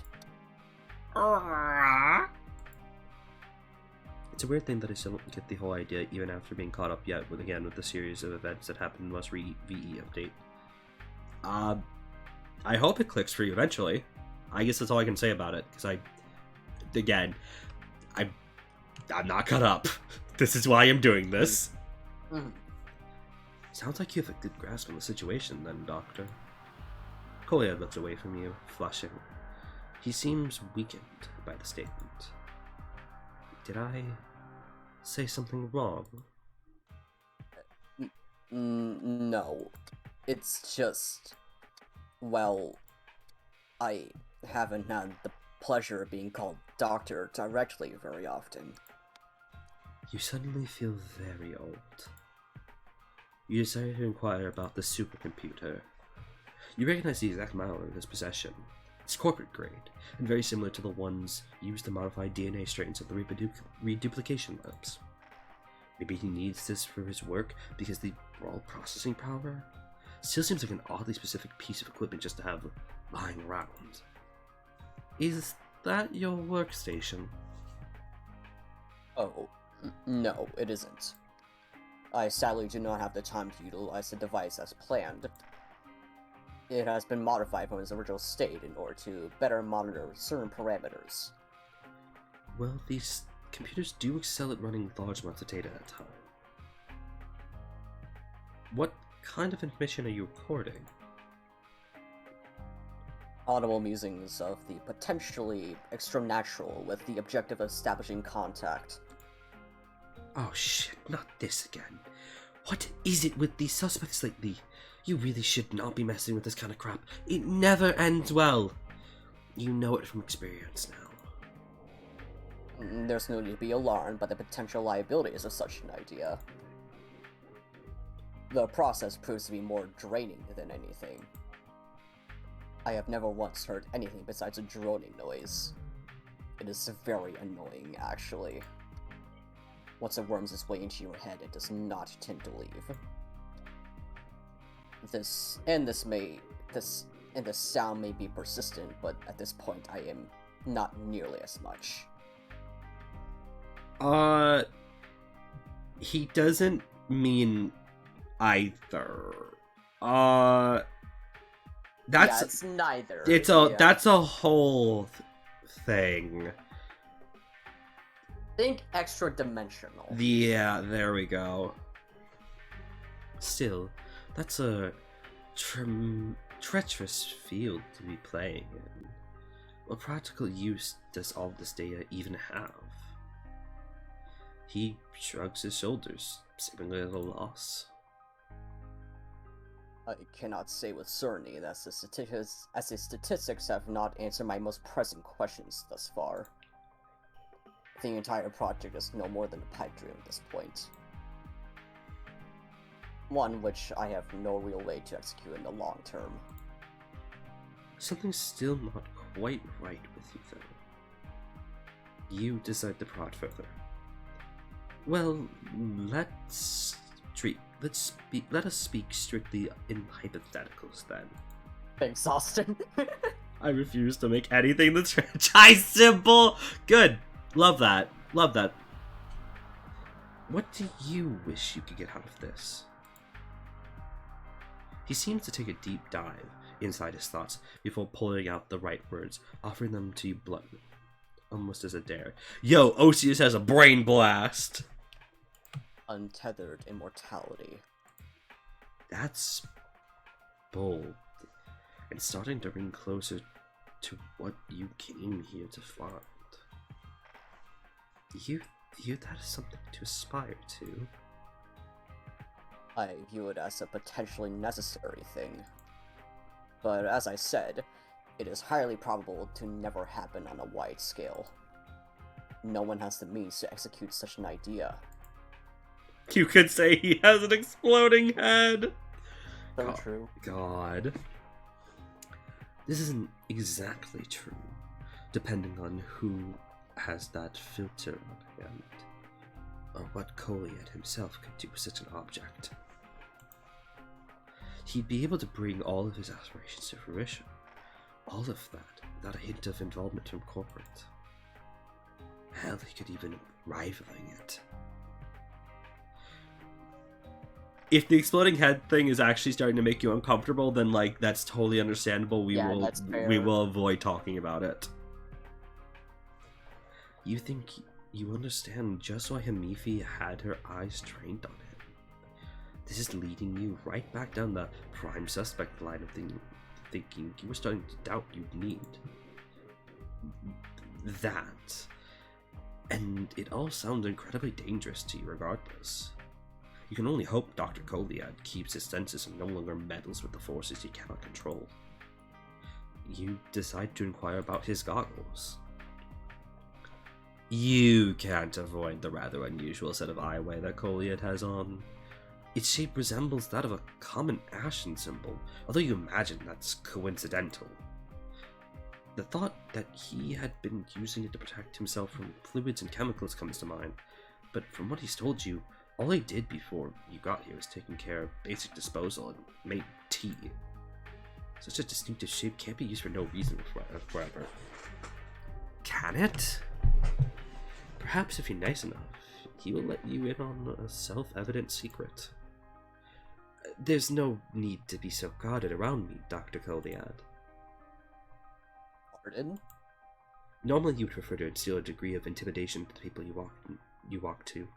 It's conducive to the kind of work you do. Part of the job description, really. But if you want him to open up, you feel as if a gentle touch would work better. You're still fully dressed for the lab work, even though I doubt you'll be doing any experimenting anytime soon. Please, feel free to remove your goggles and glasses. Gloves and goggles. Those are the same fucking thing. Feel free to take off your glasses and your glasses. It's just like one of those gifts that just is the person taking off their sunglasses and underneath is their sunglasses. Exactly. Jesus Christ. Please, feel free to remove your gloves and your goggles. This is your hive, after all. I see no reason for you to stand there while I sit down at your table. I assure you I would not find that unprofessional. The indigo blood freezes at the proposition. His hands snap to you just as his hands ball into fists. He opens his mouth, but he abruptly closes it again. You can practically hear his thoughts shooting around in his head, an expanse permitted as you watch on with his mounting concern. With every second that passes, the silence seems more tense. Coliad is visibly shaking. Before you can think of how to intervene, he claps at his forehead, right in the middle of the lens and the spectacles. Are you okay, Doctor? I think I would much prefer to proceed with my triarch on. His voice is strained. The behavior leaves you baffled. Is this some sort of onset mind grade from overexertion? You have trouble believing that a straightforward request would leave anybody debilitated like this. Mm-hmm. It's not you. It just... well... it opens old wounds that I still don't fully comprehend. For lack of a better explanation. Please do not fret over it. You didn't know. You weren't fretting over it before. Seems your curiosity struck a sensitive nerve. You're just going to have to hold it in for now. This topic clearly puts it under a lot of stress. The exact wording sticks out to you, though. You're no stranger to feeling less than satisfied with your features, but for his eyes to be a source of such distress? Oh well, it's not really any of your business. Well, it seems like you've managed to find your path. Coliad is even more linked to the ideas surrounding the Vivifier than you initially thought, and you've managed to keep an amicable atmosphere to boot. You hope it'd be useful in getting him to open up, at least let something slip. Time to get real investigative questions. Not to sound blunt, Miss Dr. Coliad, you've been an excellent host so far, more than I expected. But I do believe it's time I got to the reason why I'm here in the first place. Tell me more about how you do your work. You're reluctant to tell him the exact reason why you need this information. For all he knows, you're just here on a general business check-in. That's fair. But I do... It's okay, Dracoth. Homestuck isn't real. Homestuck isn't real. Okay, but to be fair, Doc Scratch is one of my favorite Homestuck characters. I love him, and I miss him to death, actually. I love him. I also hate him. Oh, I also hate him, too. He's a bastard. But, like... I've had a horrible realization. What? I think Doc Scratch counts as my type. Oh god. Oh god, Austin. This is a realization I'm making, like, 7 years after I read Homestuck! Fuck me! The ideal Austin Kismesis. I have to end the stream now. I can't do this anymore. I can't do this anymore. I'm sorry. Cringe! Cringe. I've been called cringe by the fucking man himself. Alright, good fucking night. No, we need to finish this at least. No, a fucking course, but it's very fucking funny. Oh my god. This is not what I expected from tonight. Oh god. Getting called out. I called myself out. Yeah. Jesus Christ. True, you were asking for it. Oh, Jesus Christ. You're reluctant to tell him the exact reasons why you need this information. For all he knows is you're just here on a general business check-in. Regardless, the action you get is nothing short than ecstatic. Or, well, as ecstatic as it can get when it comes from someone with Coliad's disposition. Still, it's noticeable how the topic seems to suffuse him with energy. Oh god, I have hiccups. Fucked up. Oh no. Well, you see, outside of what I have already told you, my cause is to find a way to extend the duration of current Reptonian lives. A life expectancy between 28 and 55 sweeps is rather dismal compared to anything pre-Renaissance. However, in order to properly manipulate the faculties of life, we need to understand how it is created, and how it can be restored. This is where my study comes in. The examination of whether and how life can potentially be returned to an individual post-mortem and reinvigorated. Some consider this practice ethically dubious, but I am of the mind that restoring our losses is the first step to our eventual recovery. The more we can save, the more we can utilize, the more manpower we will have in order to rebuild Repeton and achieve lasting peace and prosperity. Damn. I have a newfound respect for Occeus, actually. I love him so much! No, he's very admirable, actually. Holy shit. He's very good. He is very good. I don't get people who are like, I don't trust Occeus, and vilifying him, because yes, that does happen. He's a complicated individual, but like vilifying him is such a weird thing to do. Exactly, yeah. I did just actually come up with the idea of, instead of fan cams, it's hate cams. Hate cams? Hate cams! Jesus Christ. Rare to find a character who tries to find immortality for the good of everyone. Yeah, no, you're fucking right. Honestly. Yeah. Especially since, like, given the context of Repeton as a whole, there's only 50,000 people on the planet, and it's still rapidly decaying and dying, so yeah. Yeah, no, what he is looking to do would make a massive change. He is straight up looking to save the planet. That would be so funny though. Christ, and it's made by the fucking Olive Blood who's fucking toying with her.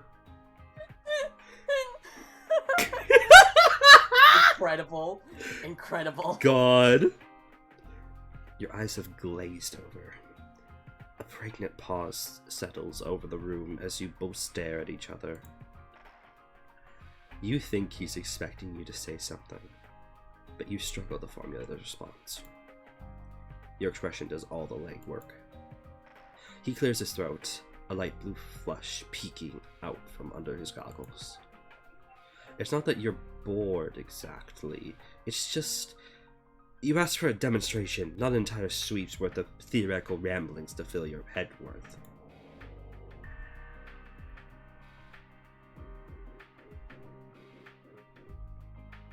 Regardless, I do not know if you would understand were I to explain it in raw technicals.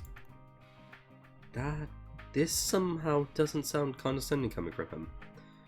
Credit is where credit is due. You see, Secily, I have already won your game. I have portrayed you as the sword. Oh my god. I have everything that's been taken out of me hearing that. Holy shit. Incredible. Although the mortality of everyone being immortal has been living in my mind rent-free due to a specific rhythm bullet hell game I played about a month ago. See, that's so fair. When I think about, like, I kind of have the same vibe, but it's not, like, towards, like, a bullet hell. It's, if anyone's read 1777-9, that's what I kind of think of about, like, the ethics of immortality. Because that story just such a fascinating way of discussing what it would be like to live forever. And it... Mm-hmm. I really need to fucking read the sequels, honestly. Holy shit, wait a second. Yo, what if me and you and fucking a third person read the fucking sequels? We did, what is it? 9, 10, no, it's 8, 9, and Juice, right? I don't know what you mean. Have you read 77-9? Oh, right, yes.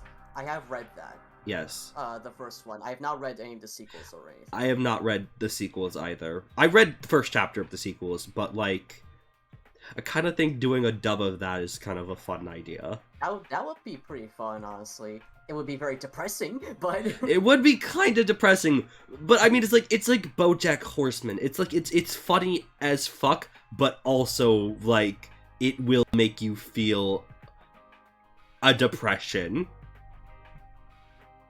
So, we can see. I don't know. Maybe after we finish Vast Error. Maybe.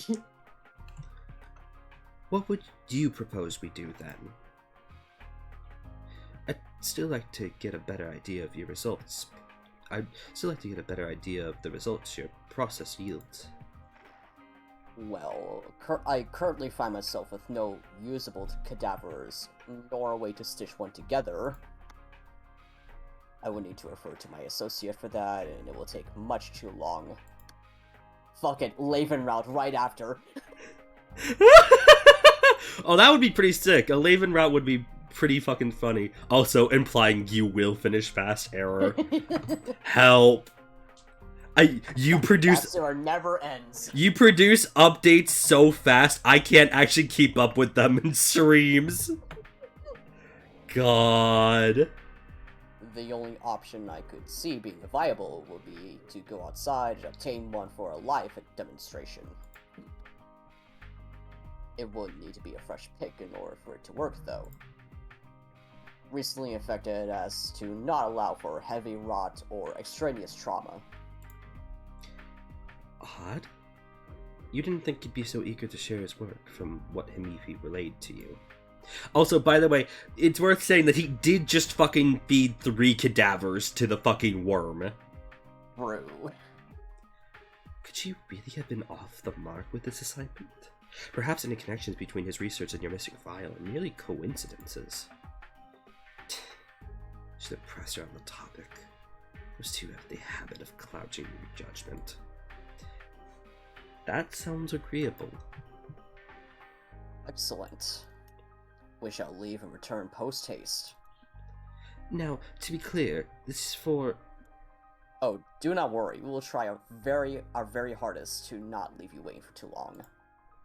Come, Rogi, we are burning moonlight by just standing here talking to Miss Yopara and not showing her. And they just fucking yeet. Good. Come back! Come back! They will never return. This is the end of Occeus' story. And just like that, he leaves through the same hallway you entered in, his assistant faithfully trailing behind. You hear a familiar creaking of his front door, opening a few seconds later, and then silence. He just left.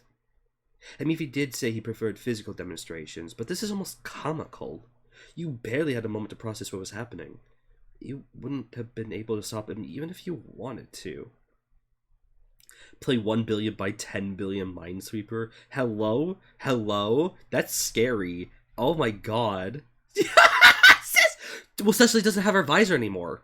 She can't play Doom on her... She got a new one. She got a new one from Orica. Oh, right. Yes, that's at the very end. I'm sorry. But yeah, you're good. You're good. Now this one can play Doom 2016. Whoa! Whoa! No way! Yo! Christ. Do you remember when Google fucking glasses were, like, supposed to be the new big thing, and you were supposed to be able to do shit with them? I fucking... Lord. One day you will be able to play Doom on your Google glasses. God. You've tried 300 by 300 Minesweeper before? Holy shit, you are God. My god. Yes. Yes, Google Glasses were a thing. They were just... You were supposed to do shit with them? Yes, you were. They didn't last long. They've been discontinued for probably half a decade now. I didn't say I won! So true. That's fair. This is such a notoriously bad move on his part. You can't make heads or tails of it. There was a high-ranking corporate operative inside his hive, sent specifically to investigate him and his methods, and didn't even realize leaving you to your own devices might not be the wisest of ideas. Boggling. Or it would be, provided there was in any capacity involved in the events that you are investigating, which has become questionable after this stunt, because, come on, but still, how can anybody be so evidently smart, but also so oblivious? Girl, you fucking don't know smart people. You... Cecily dumb moments. Also, being so smart, but also so oblivious, that is an autism mood, honestly. That is an autism mood. It really fucking is. It's called high int, low whiz. So true, though. So fucking true. You must feel morally obligated to conduct an investigation, just to teach him a lesson in situational awareness. Alas, you won't be doing it for that reason. You'll be doing it as a regular business reasons, as planned. Yo, Occeus autistic real, baby! Yeah, let's fucking exactly. go. Let's fucking go.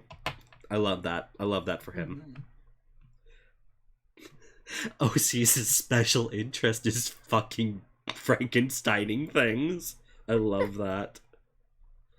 If anything, Coliad's absence means that he is less likely to get upset at witnessing your more hands-on methods. Thank you so much for that, Doctor. Yves? It's just Yves, I think. Yves, okay. Yves chooses this moment to pipe in, almost knowingly. The sudden chime definitely does not make you startle. Apparently, your new companion comes with a full body scan mechanism that integrates it with your full cognition somewhat. You're still not used to these notifications going off wherever you get these investigative emotions going on.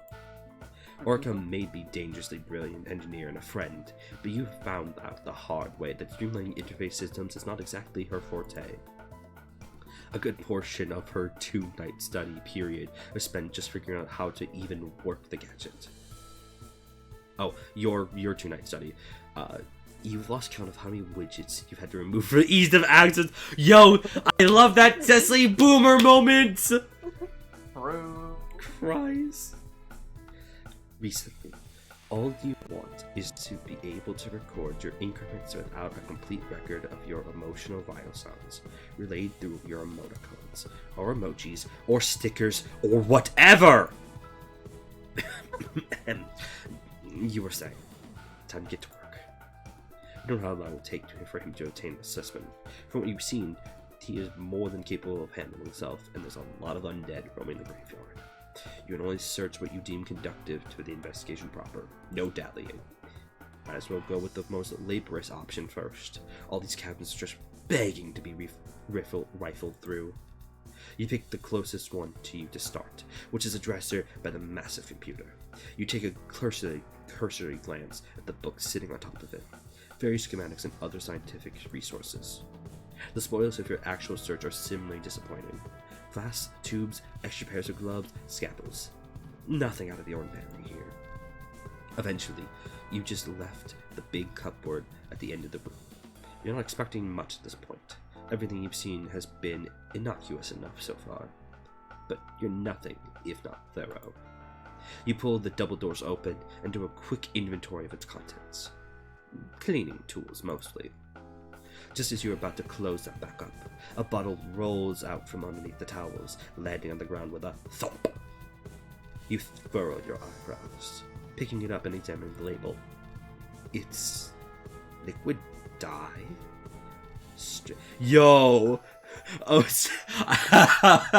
I almost said Occeus bald moments, but what I meant to say is Occeus gray hair moments. But, oh god. But Occeus bald moments is very funny, though. No. No. Strange. You don't remember finding anything else around his hive that would indicate an interest in the arts and crafts. You lift the cloth that was hiding from the view. Underneath, there's even more bottles of the stuff in various colors. The entire display is rather conspicuous, tucked away. Very strange. You ponder for a moment, but no plausible explanation comes to mind. You're not sure what to make of this. After another moment of deliberation, you shrug and stow the item back in its original place. You will have to tuck this observation away for later. Your curiosity pecks at you, however. There's a feeling that you haven't quite been able to shake off since your fun little interview.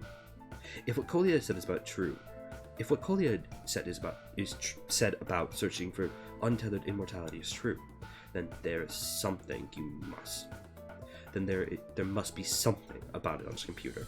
Some thread that you couldn't follow. You walk over.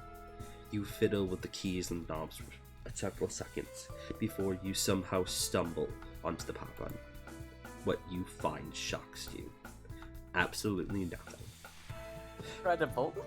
Rogi isn't Rogi, he's Ruggy. His umber blood dyed orchid, that's the conspiracy. Yo, fucked up. Whoa. No way.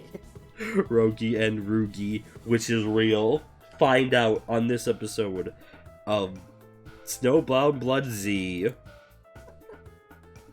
Well, not absolutely nothing.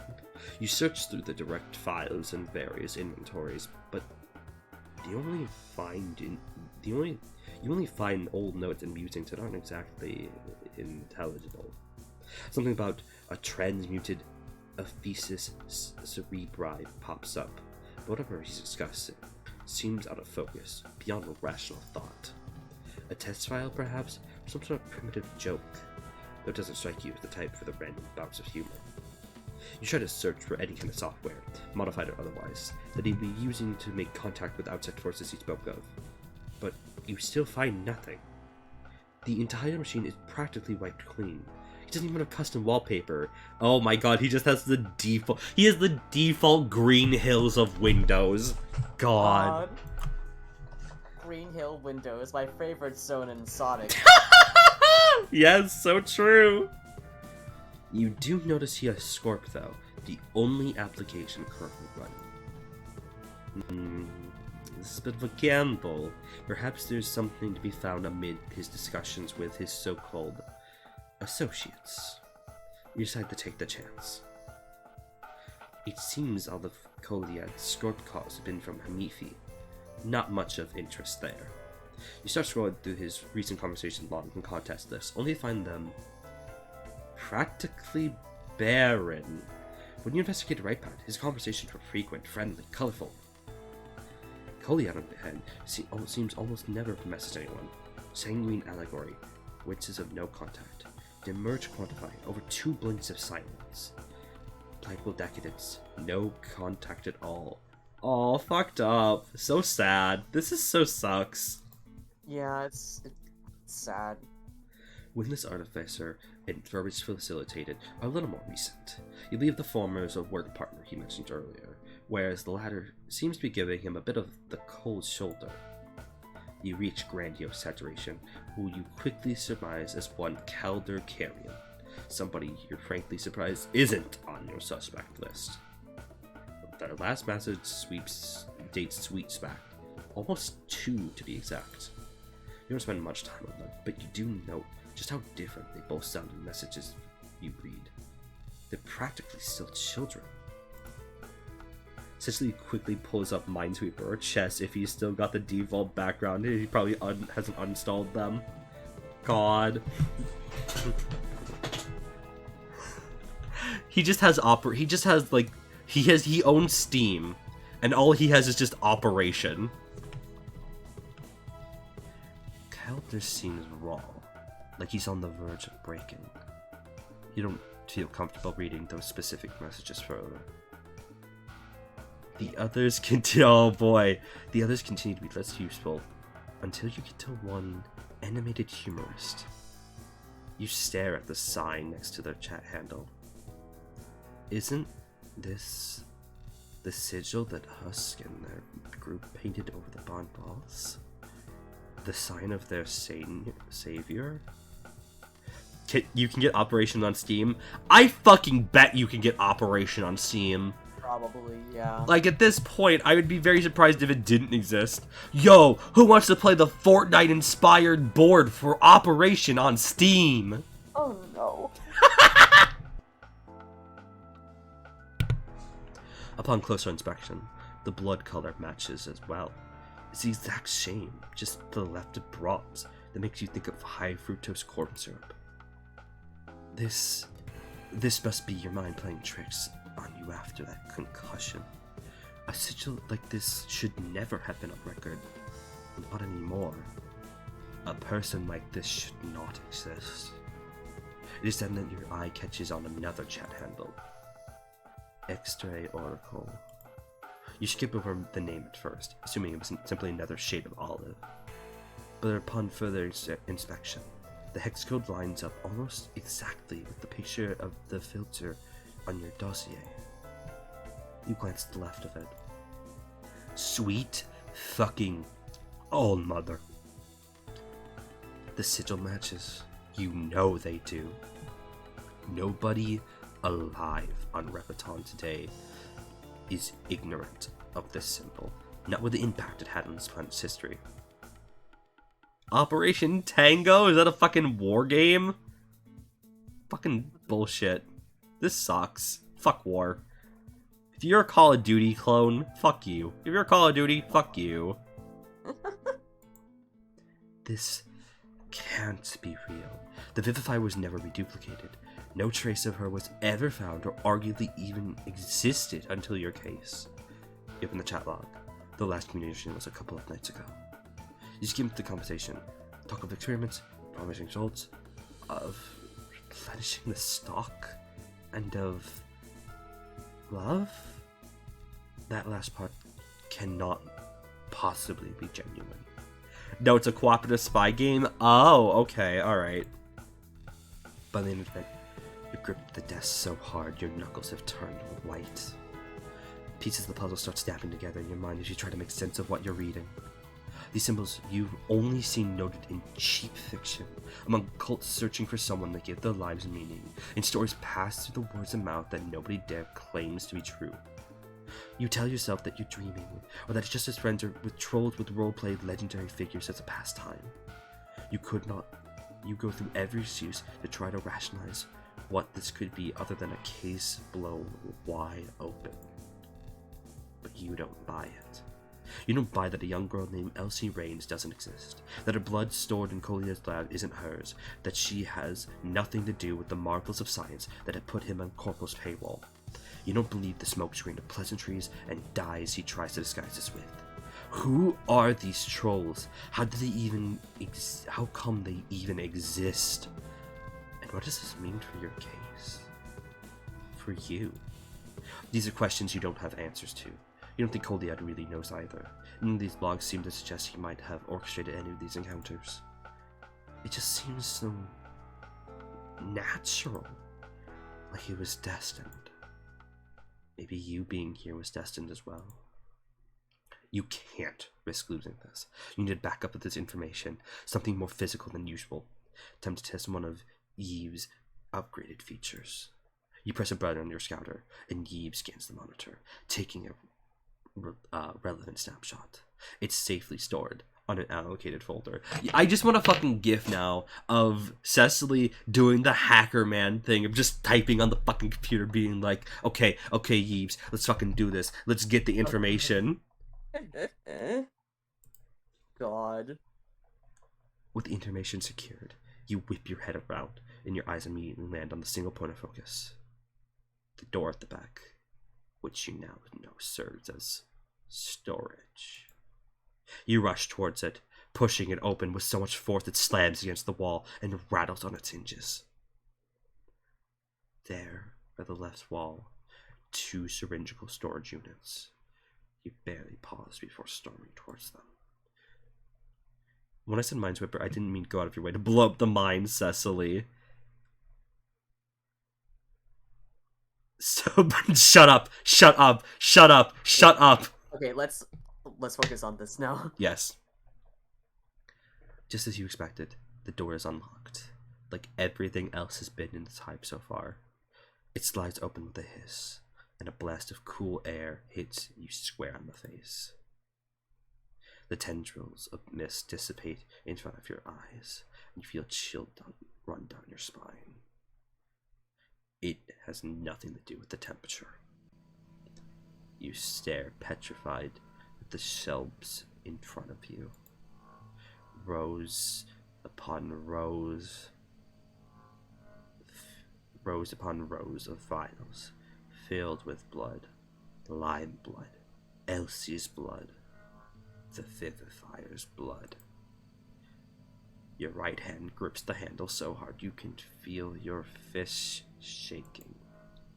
This is not what you came here for, and at the same time, it's exactly what you're here looking for. Your head swims, and for a second, you feel as if you're going to be sick. Then all at once, your turmoil comes to a boiling point inside of you, and you're seething. He nearly tricked you. On impulse, you reach out and grab one of the damn filters. You're probably gripping it with more force than you should, but you can't bring yourself to give a shit. You stare at the contents. They're a vibrant green, all but shimmering in the artificial light, and not liquid as much as a thicker gel-like texture. The chilled glass burns your fingertips. You fight the urge to smash the thing to the ground. There's noise coming from the other room.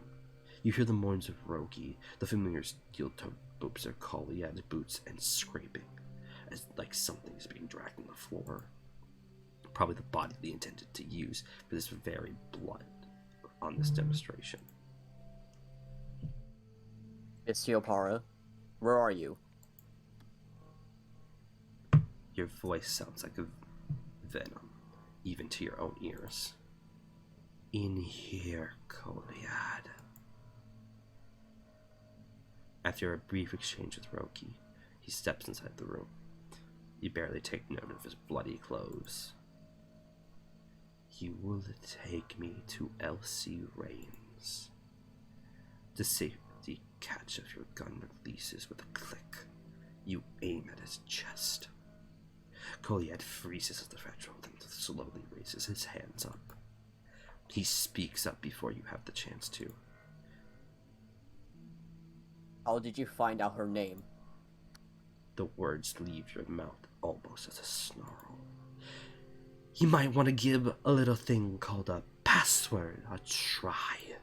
And stop stalling. You're not getting out of this one, Doctor. His voice takes on a pacifying tone, like he's talking to a wild animal. It makes you want to aim for his leg and pull the trigger. I have no intention of walking out of this. And I know that you don't either. In fact, I thought this confrontation a distinct possibility from the moment you stepped inside my home. But please, let me explain. I utilize Elsie's blood for my research because she allows me the privilege. The only reason it's kept secret is because it cannot fall into the wrong hands. Your own hand tightens around your revolver. A bark of laughter claws its way out of you, humorless. And I suppose the right hands would be yours? Please. Part of you realizes there's no reason to argue with him, and yet the words spill out of you before you can stop them. You're keeping a vital, groundbreaking asset from the only institution on this fucking planet that has the necessary resources to do something tangible with it, right on their noses, no less. Do you really think yourself better than the entire body of researchers at corporate's disposal? Or do you just want all the glory to yourself? No. I don't think I am better than anyone else. I am simply trying to do right by our species and our planet. I want to help as many before me have tried to. Perhaps my hands are not the ones you and corporate would deem most fit to handle power such as this. He pauses, steeling himself. But it is not your choice to make, Monsieur Para. It is hers. She trusts me to use her gifts correctly. And I simply trust her judgment in turn. You scoff, the revolver still trained on his blood pusher. Oh, will you cut the bullshit? You still think an honest act has any chance of sticking? After what you've told me, after what I've seen here, you expect me to believe that you're some noble crusade to protect this Elsie, when we're standing right in front of the shelves upon shelves of her own blood? At least you have the nerve to admit you don't want to lose your precious lab rat. Immediately he stiffens at your words, and there we go, you think. The mask is off. His anger bubbles to the surface, and you gear up for a confrontation. You are taking him with you, willingly or by force.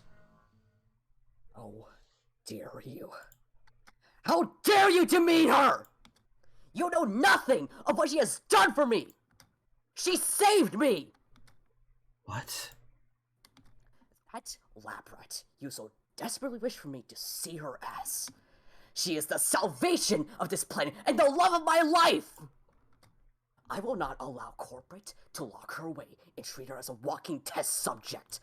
Not for any price. Not for any reason. And if you refuse to listen to her will... He draws his weapon, and his finger, and the finger you have on the trigger, twitches reflexively. The raw intensity of Occeus' voice makes you still in your hand.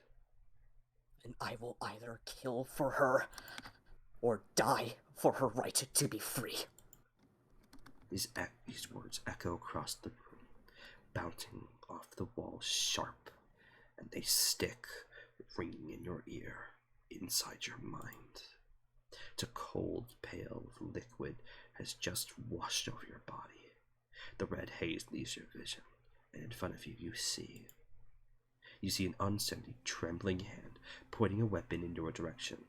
You see his devotion, and a fierce desire to protect at all costs. You see a child, not even half your age. You see yourself 12 sweeps older. Rather, what you wish you could have been. You see yourself 12 sweeps old. Rather, what you wish you could have been for her. The vial you're still holding feels heavy in your hand. Tell me about her. This catches him off guard, and it does you too. You're not sure why you're asking. What? Tell me about Elsie. He stares at you for a few tense seconds, chest heaving, before taking in a shaky breath. She is so very unique. There is so much of her shrouded in a dense fog of mystique. She is host to a power the likes of which the world has not seen in Centenalia. So many will rend her limb from limb in order to obtain it. And yet, she perseveres through every unfair hand she's dealt. Her passion towards those she cares about rivals any work I could ever hope to do. His voice softens at the next words, and your throat constricts. And she loves to dance. She trusts others, maybe a little too much. And I know that she craves company desperately. The kind that I, more often than not, cannot provide in this line of work. Even though she deserves it and so much more. I do not get to see her as often as I would like. But even when she complains and gets frustrated, she still believes in me. And whenever I get to see her smile, I truly feel as if I am doing the right thing. For her, and for everyone else. At this point, his laser is hanging limply by his side. You've also been gradually lowering your revolver, not quite aiming at him anymore, but still at the ready, just in case. His words swim around in your head. For the first time in what feels like ages, you waver. Before you, you see two paths. Empathy. You have to do this. You have to let him go. So you do. You push the safety of your revolver back on, and the click makes Occeus startle. He's tense, shoulders clenched and jaw locked, and you know his eyes are boring into you even though you can't see them. Once again, he seems to be expecting you to say something. Once again, you let your actions do the talking. With a smooth, practiced motion, you holster your gun. Occeus' shoulders slump. What are you doing? What are you doing? You quietly think to yourself. You breathe out through your nose in a sharp puff. I'm letting you go. Direct command of Yves for Occeus to hear. Yves, dump latest snapshot files. You watch as the screen as it permanently deletes some of the most important secrets corporate could ever hope to know. The silence that follows your statement hangs over the two of you like a thin veil. You stare at each other. Occeus feels for the wall behind him with one hand. He stumbles back and braces himself against the surface. His laser clatters to the ground. Oh. I see.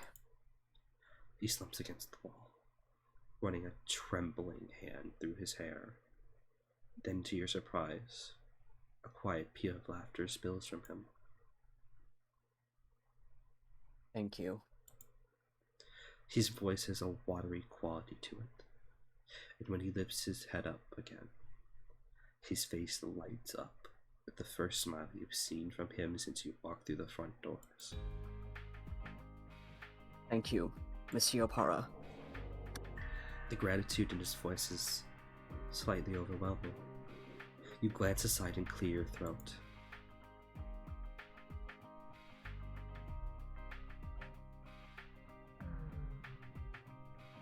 That's me!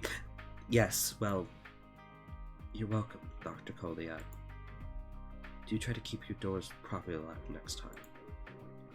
You're still clutching the vial in your hands. At this point, the blood inside has started to melt. and it sloshes around in the container as you lift it up. You consider it for another moment before putting it back at the original place and closing the door. There's an undercurrent of something left unsaid permeating the room as you both stand there. With your back still turned to him, you heave a sigh. Then you shoot him a glance over your shoulder. I'm sorry about this. About what I almost did. Spare you the details. It's a long story and we just went through a whole situation together. It's alright. At this point, he's already pushed off the wall and assumed more of a collective stance. You press your lips together, furrowing your eyebrows. Is it? Well, perhaps not quite. But I am okay with it, at least. Were you sent here to look for the blood in the first place? He reluctantly nod. His mouth twitches up into a smile, a deep chuckle leaving his throat once more. Perhaps I should have gathered that much from the start. I am not always the most perceptive, but I know just how hard it is to do your job. It is a difficult balance to maintain. I'm sure you meant well. I try my best to do what's right. That is really all we can do. Thank you again. Just don't tell anyone I did this for you. Especially not Miss Hedrix. Consider my lips sealed. Thank you, Maeve. Thank you. My voice work for this round was I was prepared. Fair. You didn't have to stay quiet. It's just that Don was right. We needed to focus to get through that because it's so emotionally charged. Yeah, exactly. There's a few scenes in Snowbound Blood that's like that, so... That's fair. With a final nod in his direction, you start making your way out of the room, only to stumble into Roki. He sort of looks like he wants to give you a hug. Yo, Roki hug! Yeah! You pat him on the back, glancing over your shoulder at Occeus one last time before you reach the corridor. He waves at you, and you wave back. Then you leave.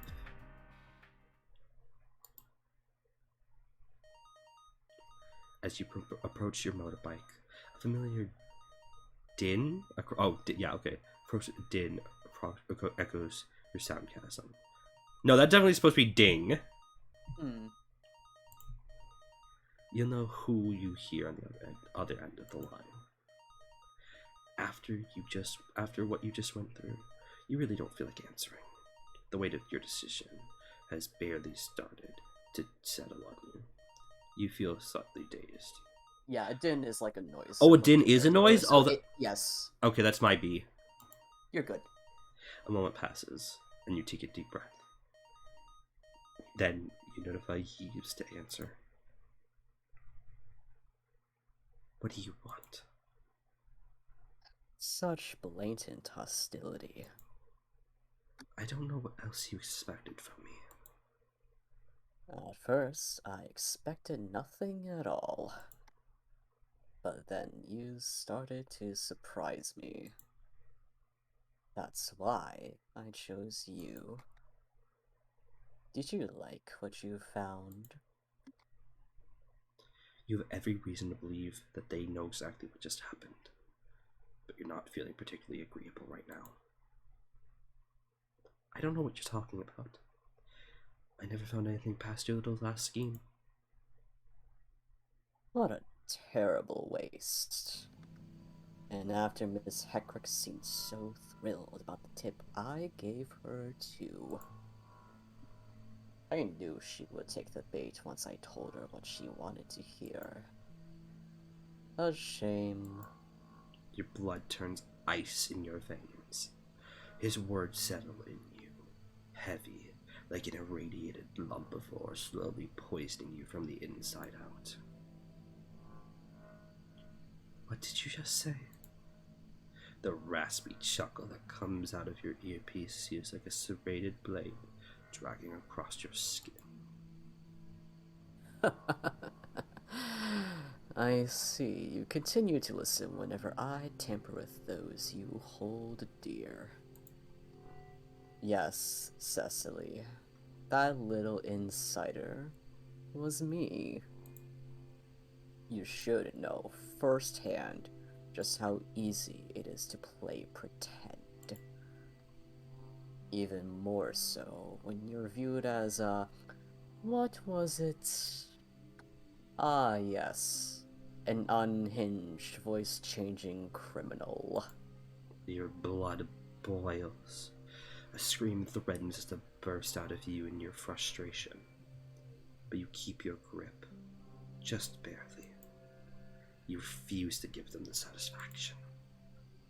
So this is where you wanted me.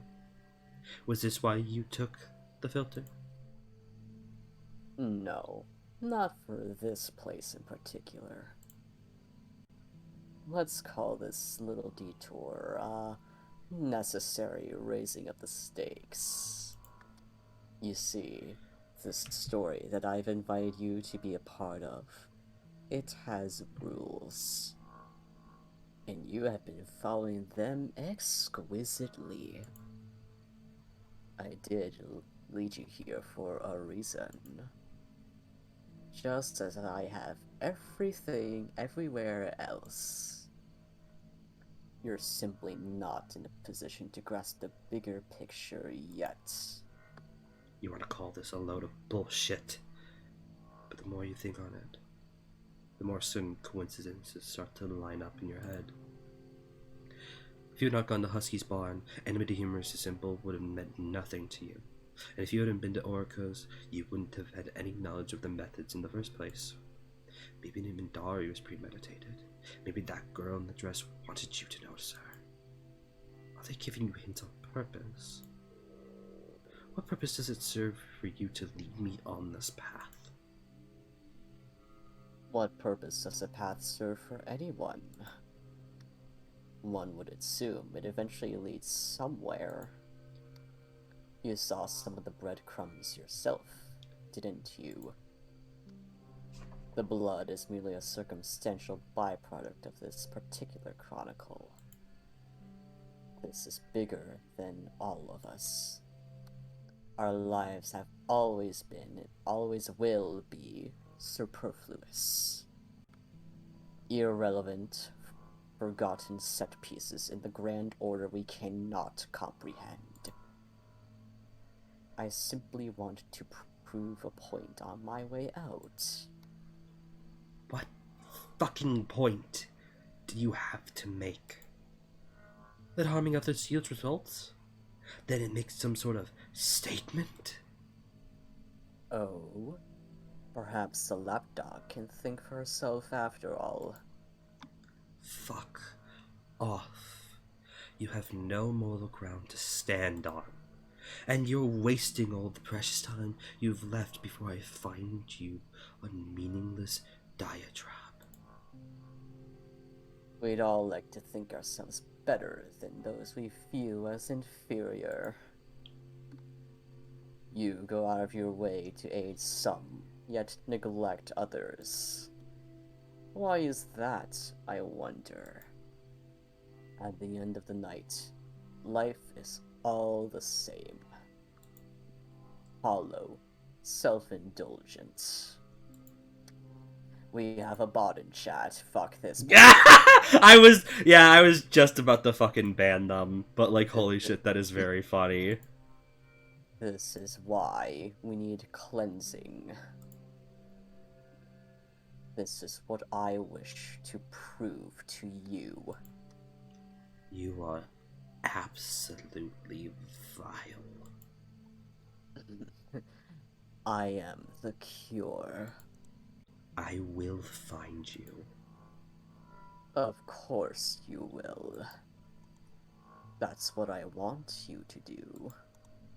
You just need to go through the necessary steps beforehand. pacing is very important. Take a good look at the setting regulator. You'll wish to remember it. I made you an appointment with an acquaintance of mine. You're preemptively welcome. Behind the cracked skull of Baraganath, 3 days, -0.000. A hermit will await you. And if I refuse? We both know you will not. That's why you're special. You grit your teeth, and the line goes dead before you have a chance to reply. A weary sigh leaves you, fading into the barren landscape. You stand there for a few seconds, glaring at a pebble on the ground. Then as you hop into your bike, a solitary course of action begins to form in your mind. You now know which hands are the wrong ones, or at least you have a better idea of it. You know that this isn't solely about a vial anymore. That it isn't a standard mission to retrieve a stolen object. Maybe it's against orders. Maybe it's more than your usual flirting with disobedience. Maybe you don't fully understand what you're getting yourself into. But you do know one thing. Something about this entire escapade thus far has taught you. This case doesn't have to be about what others want from you. It doesn't have to be about anything other than what you want to see it as. An opportunity to do right by this world, to stop someone who's more than eager to abuse it. You are doing this for yourself now, and as such, you press forward. Let's go! Okay, yeah, this is the best route so far. Like, no fucking joke. This fucks. This fucked. It's so good. The confrontation between Secily and Occeus will always get to me. Holy shit. Okay, so is there actually an alternative ending to this route?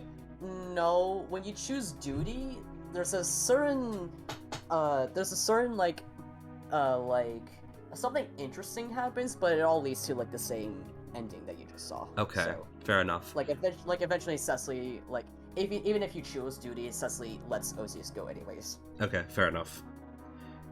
Have a look on your auto saves now. Wait, no, I gotta go back. Load. Auto save. Oh, okay. That's actually pretty sick. I guess we can quickly actually do duty then. That's fine. Yes. Yes. Before I do this though, I do want to quickly say, hi Very, hi Ulschu. It's good to see you both. You came in both at literally the time that I was not reading chat because we had to focus. But we had to focus on the moment. But it's good to have you here. Thank you so much for joining us. Exactly. I hope Thank you. I hope you both are having a wonderful evening. Mm-hmm. You have to do this. You have to do this. You have to do this. But do you really? You know who you are. What you could do. You have the capacity to do either of these things. And yet, the only place of choice will ever truly lies is with yourself. Whether you decide to listen to or ignore what your soul already knows it wants. The feeling is all too familiar to me. Oh! Hi! Mm-hmm. I understand the doubt, the fear, but perhaps you need a moment to consider the weight of this decision more carefully. It is no trouble. I will wait for you. You will see what is right in the end, Secily, because you will listen to her. And it's only empathy now. Yep. Exactly. Holy shit. Insane. Oh wait, is Skellybones gonna show up now? I love that guy. As far as we're aware, we're not sure. At this point in the story, we're not sure if that actually is White Noiser yet, but it is someone. I've been lurking. Hi, Tyson. Yo, Tyson! I've been lurking as well. Loved hearing your Occeus-Neptune. This route always gets me. It's so good. It is. Can we get some fucking claps in chat for fucking Neptune? Like, holy shit, that Occeus was insane. Thank you. Thank you. God damn. I know some people came in after I did Occeus yelling at Secily, but that was very raw of me. Yes. Your raw emotion. Yes, this is a fucking VOD for the ages, because that was such good voice acting. Yeah, baby! Let's fucking go! Clap, clap, clap, clap, clap, clap, clap, clap, clap, clap, clap. Jesus Christ. God, okay. Yeah, what's up? Are you down to do Mshiri? Mshiri is considerably shorter, but Yeah, no. I understand. Okay. Yeah, no. That's fine. No, we can do Mshiri. That's Okay. absolutely fine. Okay. OCS likers are insane. We are insane. I So love that for true. us. Oh yeah, fucking when we do the tier list, OCS gets to fucking get bumped up. Holy shit. I don't. Yeah. And phenomenal. Yes, I think so. I don't remember where he is right now, but He's like. in great, I think. Okay. Time for gay. Time for gay, baby. Time for gay. Okay. Yes. Well, to be fair, anytime you come to a ValantWynn stream, it's pretty gay. So it is always a gay time. It's always a pretty gay time. Hi, Heather. Yo, Heather, how's it going tonight? I hope you're having a wonderful evening. We just finished Occeus's route. We did just finish Occeus route. Holy shit, you're gonna have to listen back to the VOD because your partner fucking killed it. Thank you. Yes, very. That exact line fucking gets to me. It's so heart-wrenching.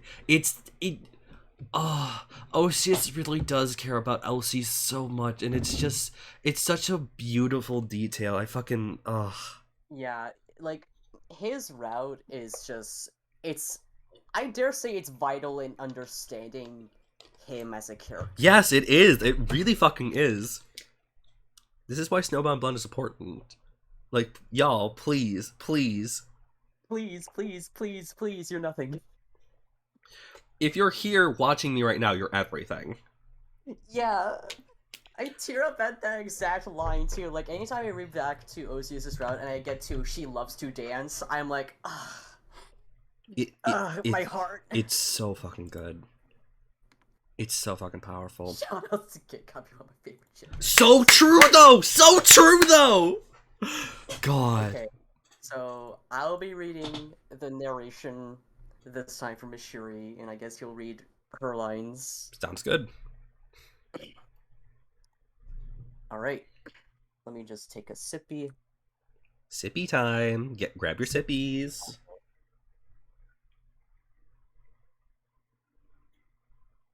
Alright. Mshiri Libetta. She's been on your mind for a while, and not just because of your recently acquired bumps and bruises. It's time you paid Mshiri Libetta a call, for business, and for pleasure. So here you are, making your way through the Stronghold's own Pale Light District, an area dedicated to the night's less colorful, but not necessarily less libidinous, delights. You turn left onto the Pastel Promenade, heading for an apartment building limned with fluorescent pink about half a block away. The lapels of your long coat are pulled against the cold and prying eyes. Even though the district is corporate sanctioned, as all internal districts are, there is still a, unshakable need for surreptitiousness that grips most people whenever they come here. No, it's still emotional. It's not horny at all. It's a therapist. It's a therapist, romantic therapist, but it's not that. I would be very surprised. The closest that we've ever gotten to horny is just the relationship between Elsie and Occeus, and it's not even that. Yeah.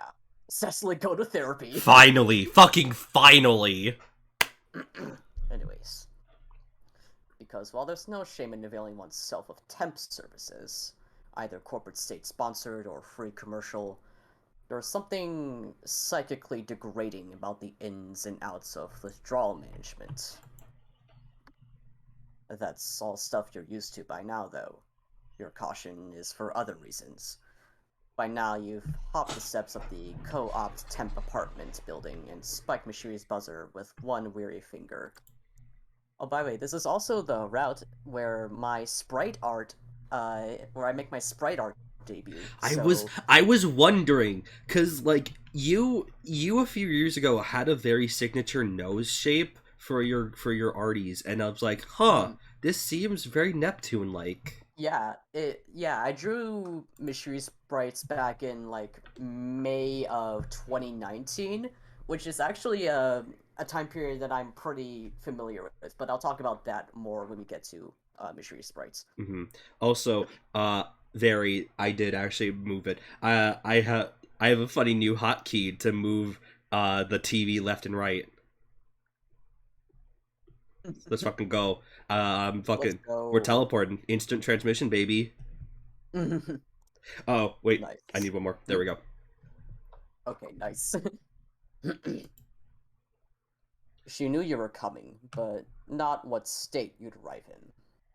You're not all that forthcoming about personal injury on your best of days, and certainly not when you're at all nervous about phone security. There she is. There she is. The carpet muted shuffling is sounds of someone about to open the door gently tug you out of a characteristic overthink. And then suddenly, Mshiri is here. You're sure you make quite the display. Exhausted, coat ragged, a silly band-aid still on your head as a kind of ironic ornament. No offense meant to the on-scene first aid you received, but it felt necessary to have someone back in the office give you an actual once-over after the whole ordeal. It's definitely not the worst shape you darken Mshiri's doorstep in. But despite the rest, it's close. Oh my goodness. Really? Her eyes widen in surprise. There's a pinch to her eyebrows, and despite the less than ideal circumstances of this particular meeting, you can't help but admire her for a few seconds. You feel a smile tug at your lips.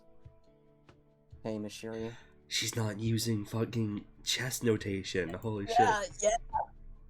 The moment is immediately ruined by a ragged, wet cough that claws its way out of your lungs. Mshiri goes out of focus for a few brief seconds, and your head spins. When you manage to adjust your eyes again, she's standing right in front of you, doing her best to hold you upright by the shoulders. Oh, mother, you're hurt. Sit down.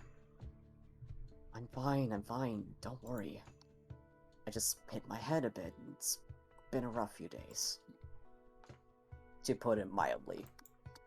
She purses her lips in a manner that is equal parts fond and exasperated.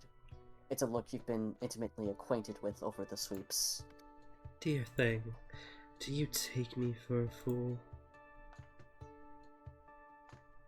She's already leading you inside before you can object.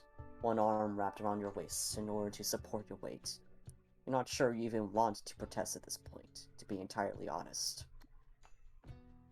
It's been a rough few days, and you're one concussion over your recommended daily limit of blunt trauma to the think pan. Letting someone with experience take care of you will hardly make things worse. You half stumble, half follow Mshiri through her living room.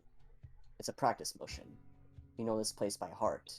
All the meticulously organized personal belongings, every carefully arranged piece of furniture. She lets you down on her couch with a grunt, and you let yourself fall graciously against the soft cushions.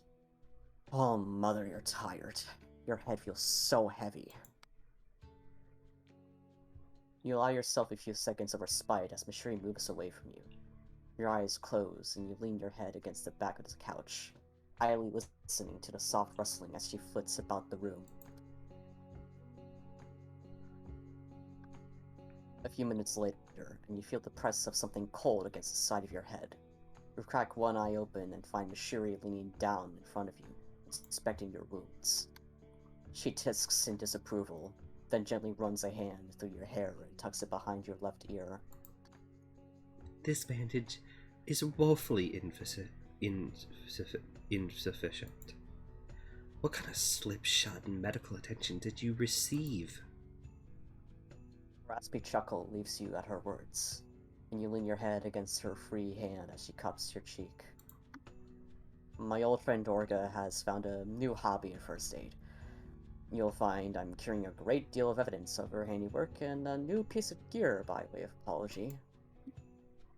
Your answer seems to catch her off guard. She blinks rapidly, mouth opening, hanging open in a confused O. Wait. Orica did this to you? Well, not really. She was a pawn in a game I seem to understand less and less of every day. There's an antagonistic force out there, an insidious messenger driving trolls to their deaths. I'm ashamed to admit I almost fell right into his trap. The admission comes with some difficulty, almost like a confession. You don't meet her eyes as the words leave your mouth. There's a pause in the conversation. Then she moves a cold compress away from your head, setting it down on a nearby table. The sudden change in temperature leaves a warm, tingling imprint on your skull. Mshiri wordlessly helps you shrug off your coat, hands gentle. She's always so careful with you when she deems it necessary, as if you're made of fine glass. You'd find the comparison humorous if you weren't feeling so brittle. She sits herself next to you, placing a hand against your jaw and forcing you to turn your head, until the two of you are face to face again. You need to take it more slowly. I haven't seen you since this business began. I've heard a great deal about this case already, but I don't think anyone truly knows just how much you're taking on. You let out a puff of air, wrapping your hand around her own. I prefer to work in the background, you know that. There's working in the background, and there's suffering alone. You're trying to solve a conspiracy as a one-woman agency.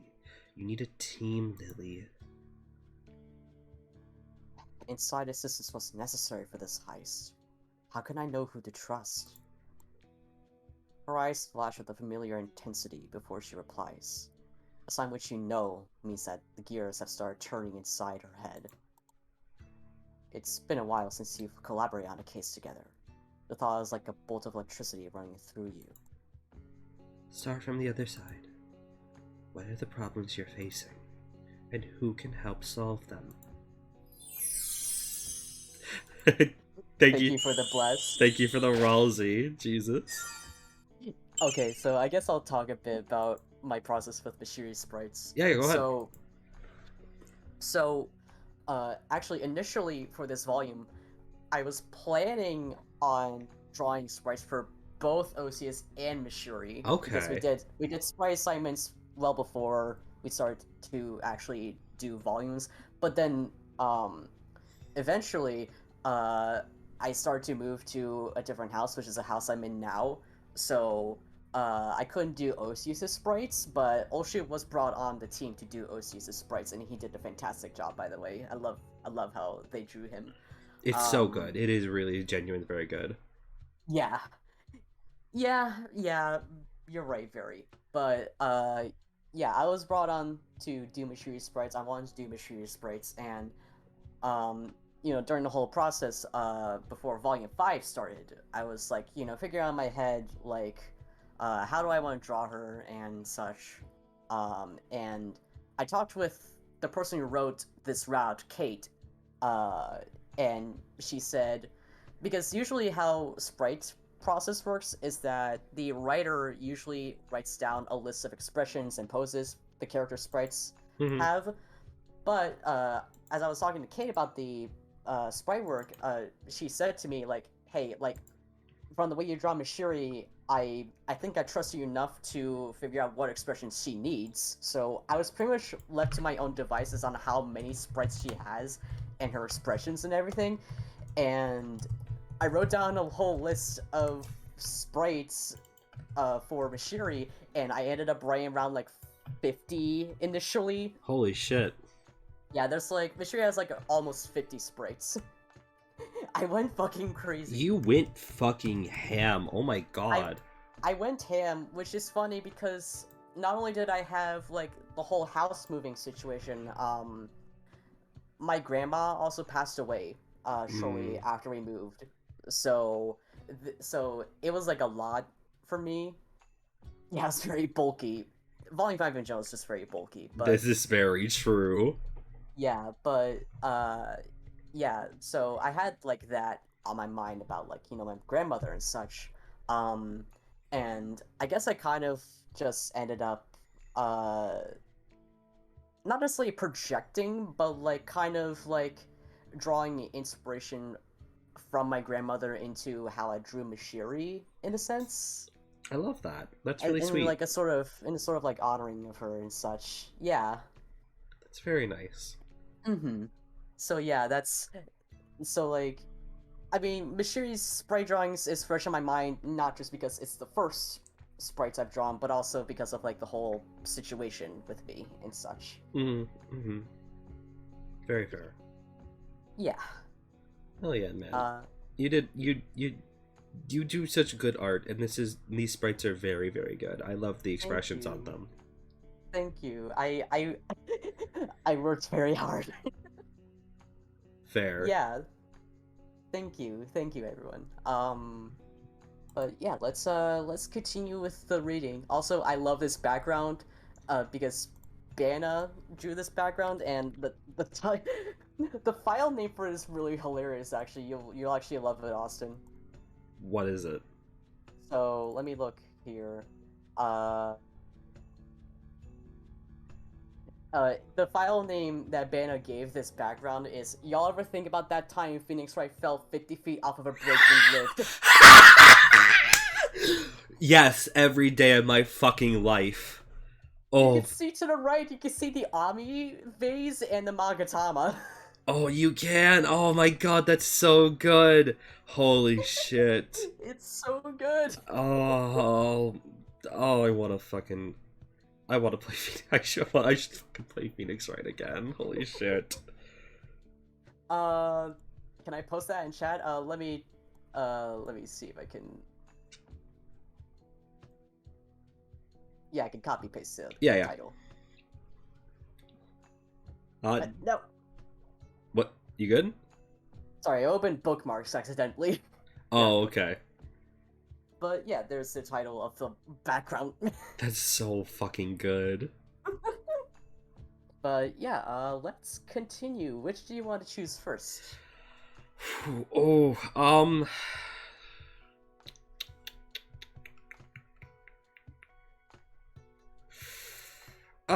Insider knowledge. Okay. Insider knowledge. I can navigate the typical corporate bureaucracy while I root around for a mole. I have a broad mandate for information gathering without anyone asking too many questions. It may be worth getting more help from the heir and his liaison as well. Oh shoot.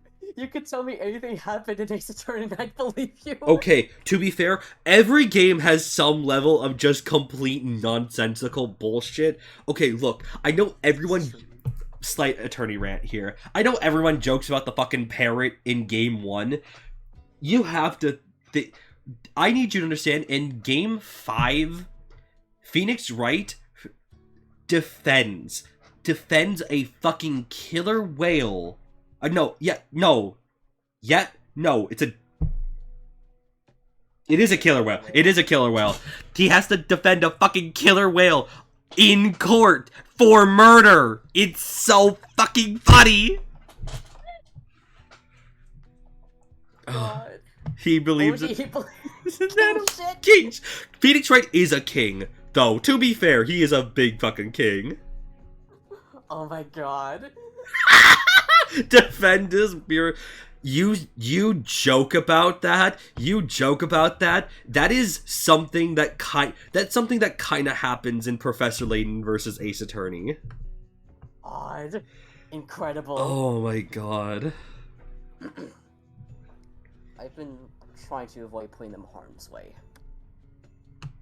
Her gaze softens at your words. She strokes your cheek with her thumb. Fair. I'll consider other options. Weaponry. Proserpina, my snub-nosed revolver served me well, but I might want something a bit longer range for dealing with a well-prepared enemy.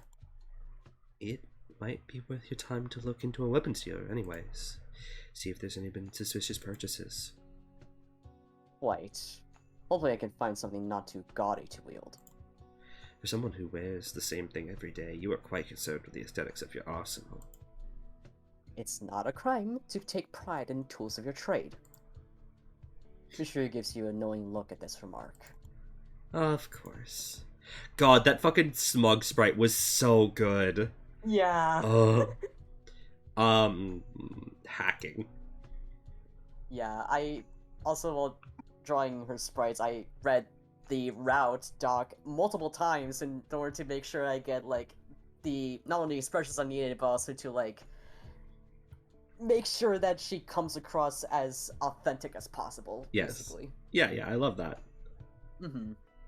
It's clear that our opponent, Mshiri, smirks a bit. Our? You said I should have a team. You have been drafted. Always happy to help. Your face runs a bit hot. Not now, Shiri. You're trying to do tactics. As I was saying, our opponent is quite deft with computers. And the other trolls Orgo told me he messaged. Many of them are dead. Ruled suicides, but I'm having a few juniors review those cases. I'm self-aware enough to know I can't handle that avenue on my own. But it's likely he's either high up inside corporate infosec or has compromised someone within. I know quite the proficient programmer. Though some rampant speculation about his unusual personal relationships among the meditators. Mediators. Meteors, thank you. Mm-hmm. Wait, is this one of the vaunted boys I've been hearing so much about? One and the same. You had an odd feeling about Bitcoin and Darius' descriptions of their tight-knit social circle. Was it revulsion or envy? Perhaps I'll reach out. Hee Crichton. Is that Crichton? I thought she was. They were talking about Crichton, yes. Okay, I thought she was talking. Wait, what's it? Mishri's pronouns. She, her. She, her. I thought she was talking about the one in the next round. I think the one with the visor and is, I believe, a Gemini blood. No. A Gemini blood. Gemini blood. Gemini blood. Yo, are you a Virgo blood? Are you a Taurus blood? I'm an Aquarius blood. Me too, very. Me So-called too. free thinkers when Crichton is brought up. Me. I'm a Virgo blood. Good for you, Very. God. Combat support. Let's go. If this is indeed a conspiracy, it might be useful to have more muscle by my side. And I imagine none of the junior regulators meet your rigorous standards. Pencil pushers, a lot of them. Nobody does proper fieldwork anymore. They have the drones do it. Maybe Orcus Matesburg would do. Worth an exploration, at least. That is, if you survive another encounter with Rorst. Necron time. Yes, baby! Soon. Oh, I want him. I want him so bad. You won't him? Yes, I do! I've actually been thinking about, like, oh, I can't wait to read Necron again so badly. I've been thinking about that too. I'm like, God, Austin's gonna have so much fun. I with Necron will! stuff. I love Necron! He's my type as well! Too bad you have to wait for the ferry route first. Yes, both of them. Both routes in Volume 6. Pog. Which is incredible, actually. God damn, you are so powerful, Very. God. Cultist contacts. Indari was a bust as far as occult knowledge goes. It just doesn't befit a vivifier sect like the Mora to leave bodies behind and work with a serial murdering nihilist. I need some other way in. Nothing comes to mind immediately, but I'll look through the files I have. I'm glad you're accepting help. Ridiculous as this figure may be, the threat he represents must be taken seriously. He tried to sweep the queen off the board in the opening. I worry you'll accept the sacrificial gambit one day, Lily.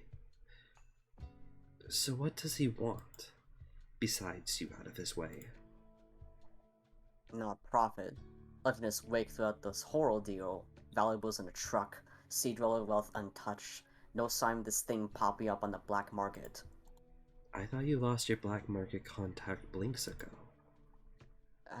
Found a new one. Siraj Feltry. Had her pegged as a suspect and I'm drunk in her office instead. Of course. You really do have a problem, Lily. What, with drinking? No, with the women. Says the biggest part of it.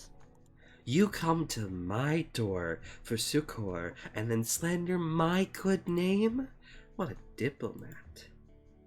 It's not slander if it's true, mediator. Those are fighting words, Chief Regulator. Square up! What? You heard me. This is still one of my favorite sprites that I drew. These are so fucking good. It's not horny, they're just... They are simply bantering, that is all. So... Erase your... Yeah. Scrubs your brain, scrubs your brain. You raise your fists in a faux defensive posture, as she does. Indeed, square up. You idly swat away a few fake jabs and history's gentlest left hook. I want to find Mshiri and Punch Out. Oh, yo, Austin, if you're still here, I'll fucking code you a fucking Punch-Out Lost Error game. Mshiri laughs and leans in, pushing the fists of your boxer stands apart to get close. Mshiri smells the spring air, like none of the smog of the world outside has ever touched her. You, her Lily, close your eyes and embrace her, pressing your lips to Mshiri's forehead gently. You know, I think you showed great pugilistic promise there. I think I have solid odds if we fought for real. If we fought for real, yeah, you'd win.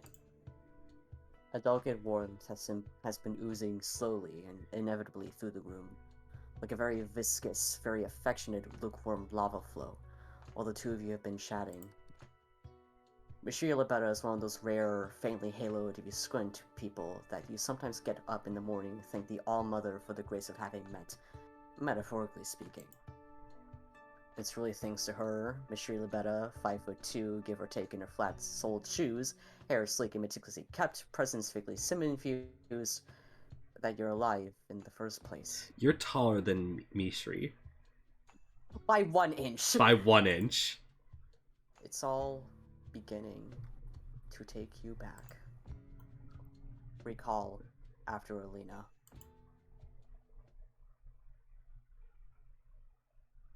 They told me you'd be coming. Armed guards at the door to give you any trouble, I hope. Can I take your coat? Why? You're still wearing yours. Do you require a second? No, well, Oh, the joke can go a long way towards diffusing the tension in situations like these. If you are cold, though, I can assist when warming you up. I can make a spot of tea. I prefer my liquids without grit, as a rule. I'm fine. Right. Very well, then. Well, I'm certain an official in your administrative capacity is well aware of my role and the purpose therefore of. Regulation still requires me to provide a basic introduction. My name is Mshiri the Beta. I'm a temporary emotional meditator partner. Mediation. I thought I said mediation, I'm sorry. No, it's okay. You said meditation, though. So Okay. It's okay. You could just say temp like everyone else. Much more efficient. I am trained to assist in the stabilization of corporate assets in the event of loss of a bond made should a registered Moira not be available. I've been licensed in the practice for over a sweep. Just a sweep? Was everyone more senior too afraid of my after my outburst? I know I gave Sigim quite the bruise.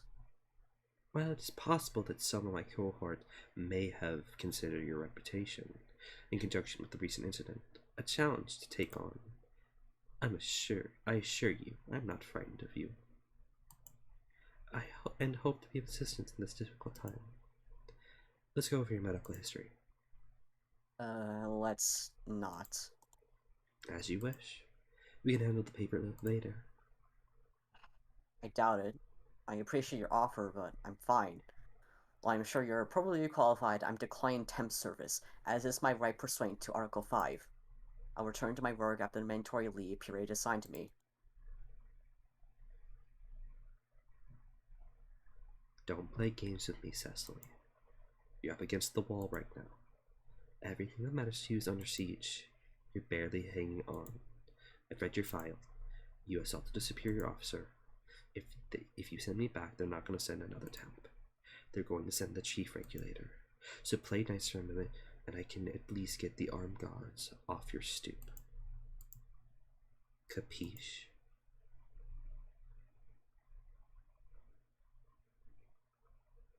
While Article 5 of the bylaws does give the work consumer the right to decline mediation services, it still requires the completion of a standard evaluation report.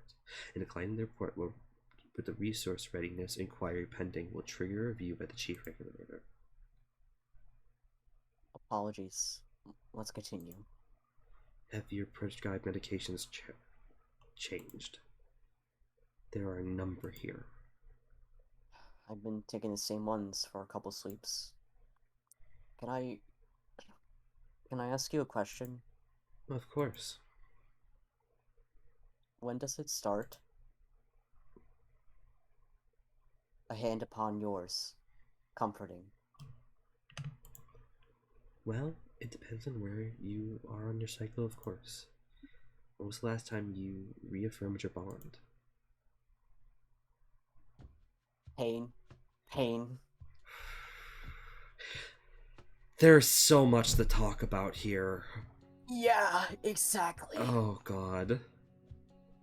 It was the first thing you noticed when she appeared at your door that day. It's something you haven't stopped noticing in the sleep since. How much she looks like Alina.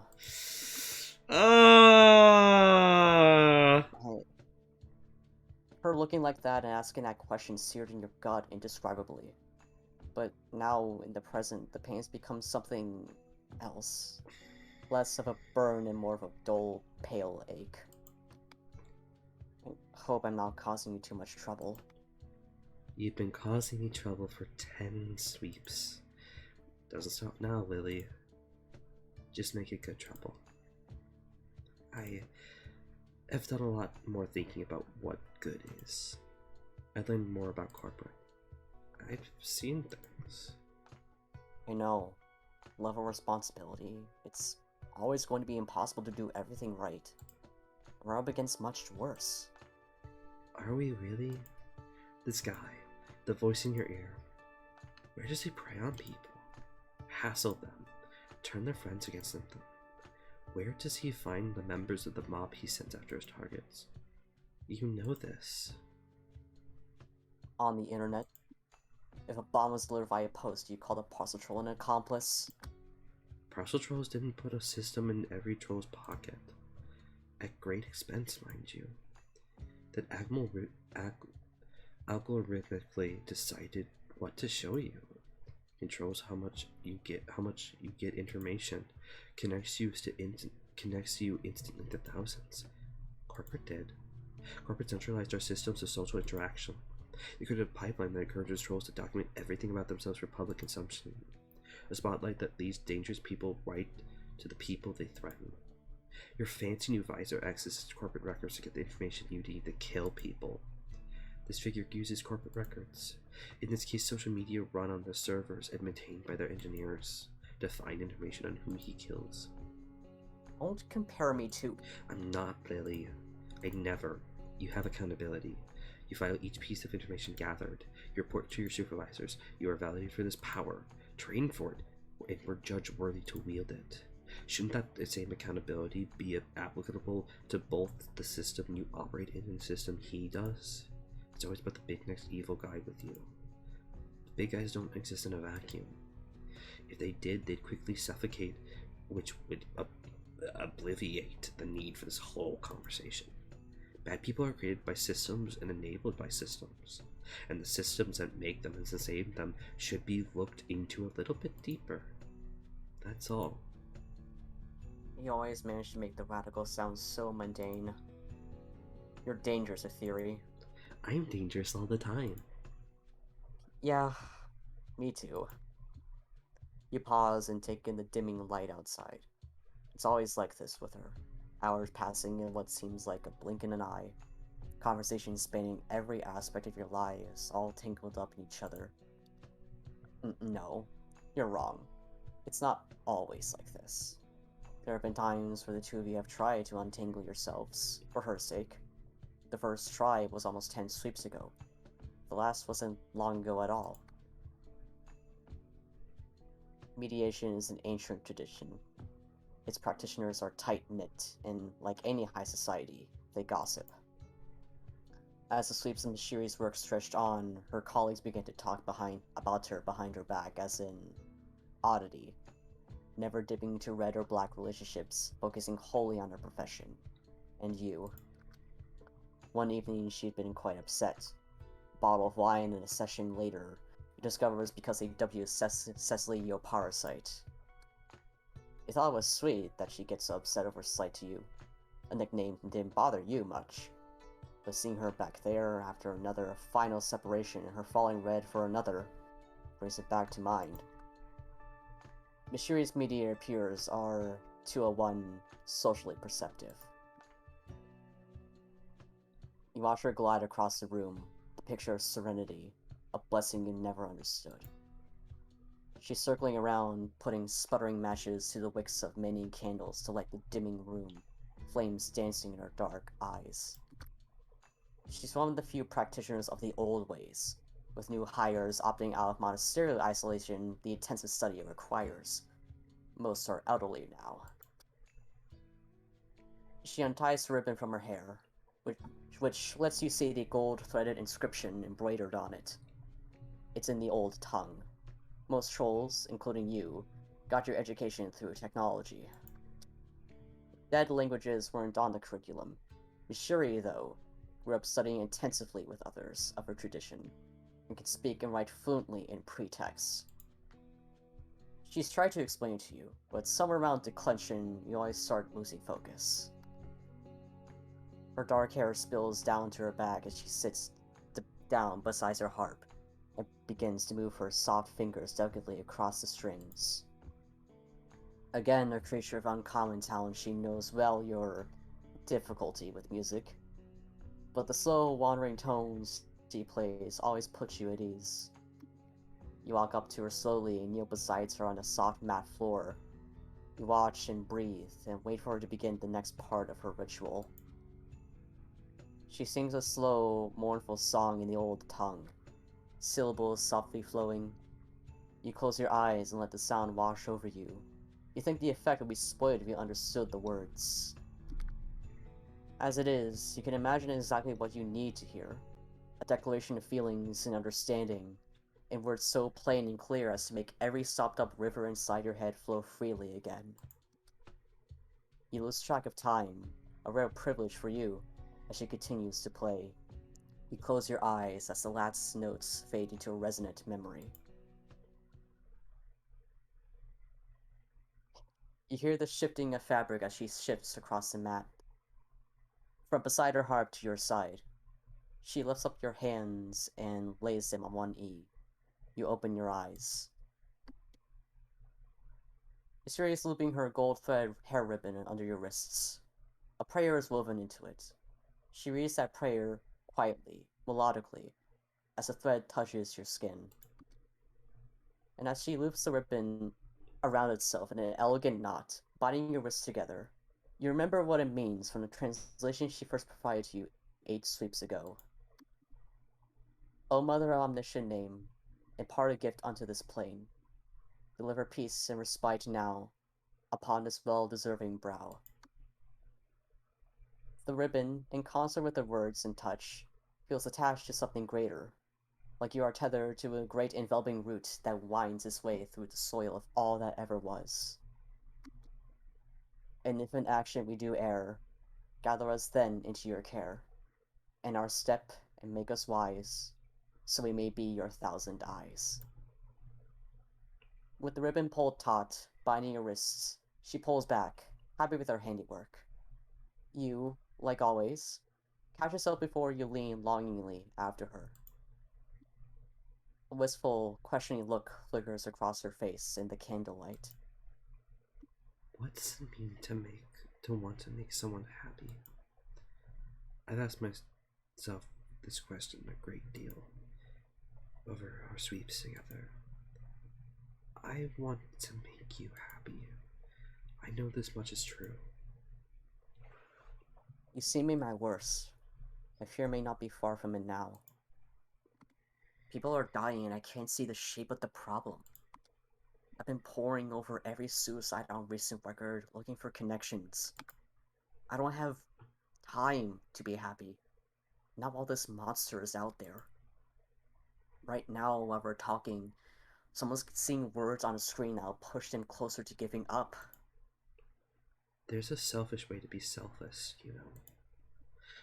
Where you make the problems of the world your problems. Let the pain rain down on you. And burn as the rain burns. It feels productive to be hurt. She tightens the bonds on your wrists. Not enough to pinch, but just enough for the soft ribbon to constrict. Cut off circulation and squeeze firmly. But pain, for pain's sake, accomplishes nothing. Agony cannot revive the dead of the past, nor can your guilt prevent the dead of the future. Happiness works like a magnetism. It's a force that comes through alignment, like how a magnet is created by aligning the atoms in a bar of iron. Happiness is a construction that requires people's desires to be aligned in a corresponding way, along shared axes, usually neurotypical ones, mind you. Trolls who throw the alignment or those who desire points in different directions.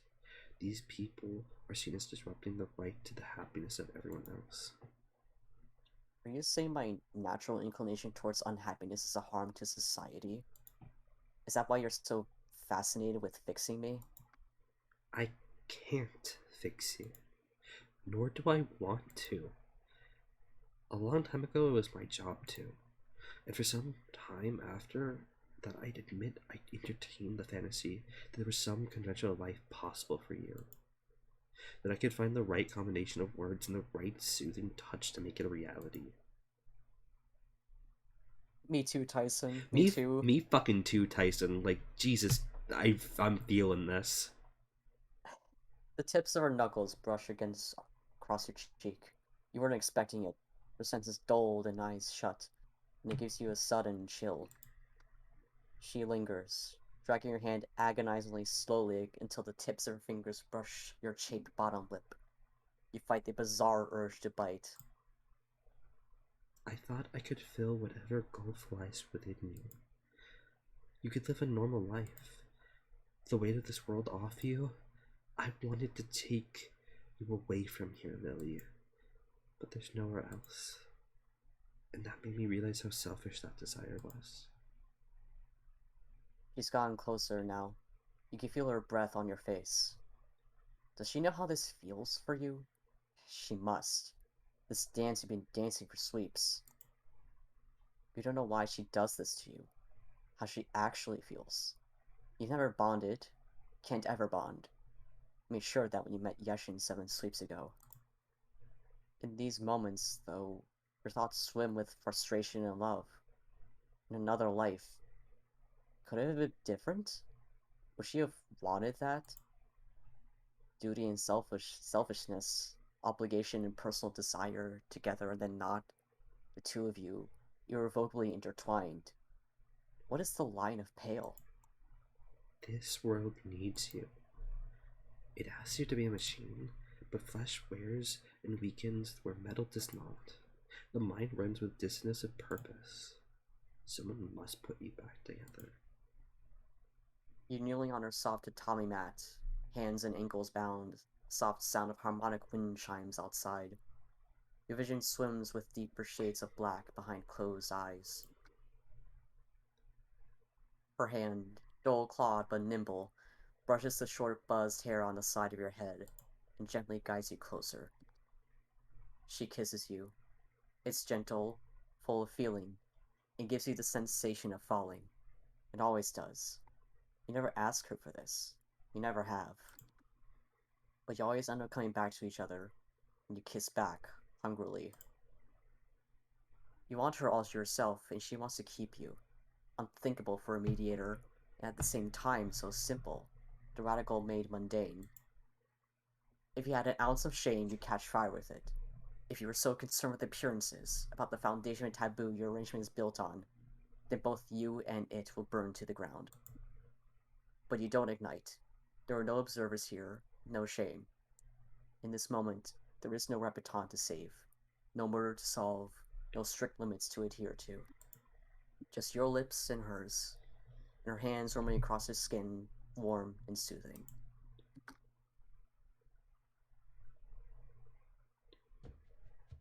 So, I have something to tell you while you're here. It's difficult.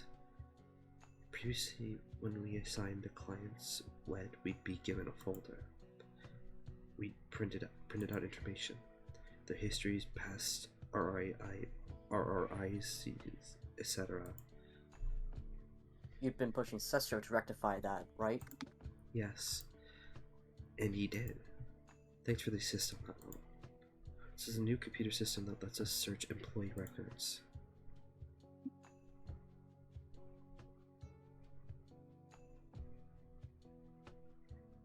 I know I struggle with computers occasionally, but you don't have to warn me that you're about to talk about them. Hush. So I looked into a few things from the past. They digitized historical case files going back sweeps. As it happens, the one that used to provide me reports eventually transitioned to managing the ORC system. Oh, I liked him. Didn't he helped me out back when I was a junior 3. The very same one. And yes, he's preserving entire libraries now. Worth the cost of your morning reading being nerfed, I'd say. I have this archivist do it for me now. Clever thing, but too enthusiastic by half. One time I asked her if an alibi of a guy buying chips at the time of the infraction was true. She gave me a 10-page report that included a graph of quarterly profit in the convenience store industry indexed to power cost increases from crypto mining. Don't fuss. The report got you on ByteCon's tail. Not that it's paid dividends. Greasy bastard covers rat tracks. At least his lead was interesting. You're getting distracted. You always change the subject when you hear bad news. You'll find I'm an expert at receiving bad news. Of course. It's a skill you've honed well. Stall more. Yeah, stall more. Well, when it comes to honing myself, I'm sure you know all about that. You go for a smile that you hope is somewhat winning. Mshiri chuckles a little, politely. There's no heart in it, though. Secily, please. This doesn't look good. Your attempt at a questionably platonic flirtatious prevarication hasn't made you feel any better about what's coming. Might as well get it over with. Hear it. What is it? No point delaying the unpleasant. At least it isn't taking you completely by surprise this time. Look, I searched the Robiad. How is that pronounced? Robiad. It is Robiad. The Robiad file. To see if there'd been any updates on trolls of interest in our case. I was surprised to find an unredacted copy of the database. Just hearing Alina's surname freezes you stock still. The posthumous file you received was pitifully thin. It was Mshiri herself who told you not to press, who emphasize acceptance. Something must be very off for her to bring you up now.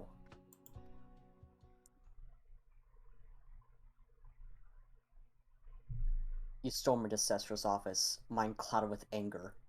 You're surprised to see Himifi sitting at his desk instead, caught off guard by your unannounced entry. Yo, that hickey just evaporated. What's going on?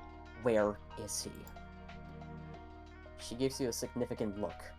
Oh, mother damn it, not now. Is he alright? He worried himself sick when your signal was dead a few days ago. It's been a challenging few weeks, and things haven't led up since the first bodies were found. Reading strange reports, nothing worth taking off the case for yet. But it was all weighing on him a great deal. You know him. If anyone's hurting, he's hurting. He's been having an episode. One of corporate's closest guarded secrets.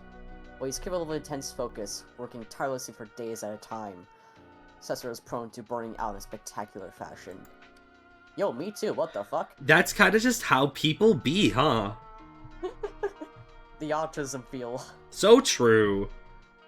For up to a week at a time, Himifi has to take the heir's place when he can barely leave his coop. Some of your rage has already burned off as you remember the times you had to feed him. Now she handles that, along with cleaning up his mess.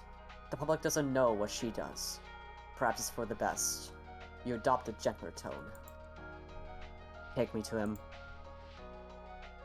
All work and no play makes Sister a very burnout boy indeed. You're walking and talking now, passing through a hallway, both with nearly the same long, loping stride. Vitals? All within acceptable bounds. White blood cell count, all good. Blood pressure a little high as is, but as you know, not abnormal for him. Doesn't have her gift for it. How long has it been? Any lucid periods? You get in an elevator. And maybe presses a touch stump to the print detector and pushes the button for the penthouse bedroom. 1 cell, 2 cell, white cell, blood cell. God. We're about to find out, I think. Yeah, we're about to find out. In about hour 14, he had a few spells of lucidity.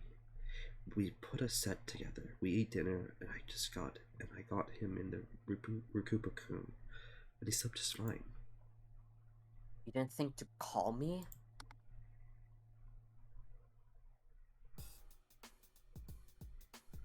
And maybe shoots you an annoyed look as she holds open the elevator door to Cestra's respite block.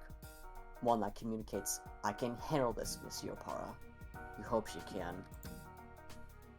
She switches to a whisper, and you can see why. The arrow's wrapped up in a blanket is slashed forward, sitting on that storage cube chair thing you never liked. God, the giant Pikachu is fucking killing me. I want it. Yeah. Actually, I have a giant Pikachu. That's not a lie. I do actually have a giant Pikachu. I'm looking at him right now. Cestra's room is very good. Cestra's room is kin. Yeah. I didn't think it necessary to interrupt your rest yet. You could have died out there. Mayfias moved behind Cestra and put a hand on his only slightly responsive shoulder while you continue your hushed conversation. You whisper back, glad to hear life is a new priority of the company. She looks taken aback. What? Do you know what happened to Alina Robiad? She was kidnapped. Yes, by a group of smugglers known to have only 5 members. And maybe pauses. She whispers back. You've seen the full report then. Yes, they were a band of bootleggers. They sold low-quality honey and sweeteners as part of their racket, Alina's superior apiary techniques for making better goods for cheaper, running them out of business. So they turned to crime. They demanded a ransom. It's corporate policy to avoid paying large sums of money to criminals. I was physically restrained from intervening in this company that I've given everything to. They negotiated? The executive negotiated the price of my mate Spirit's life! He stayed my sword hand so he could ask him to knock off 30% like he was haggling for a shipment of concrete. Are you defending him? You can't believe you managed to keep whispering. You're barely keeping it together right now. Tears well up at the corner of your eyes. The finger you gesture with shakes. And maybe has her guard up. Hate that. I didn't expect this kind of anger from you. You've never been sentimental. You taught me how not to be. At that, you restrain yourself. This wasn't her fault. She wasn't even Hash at the time Alina was killed. Her tone softens. I could have been sentimental. I was, for her. I taught you to not be? You were so gentle with him. You picked up all the slack.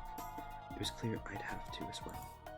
Even though, this important thing, you wanted to go to him. Do you trust me? She's looking at Sestro, who lays their glassy eye behind a blanket adorned with stars, hands on his shoulder. She looks closer to tears than you've seen her in sweeps. You told me not to trust anyone, but I do, Hemifi.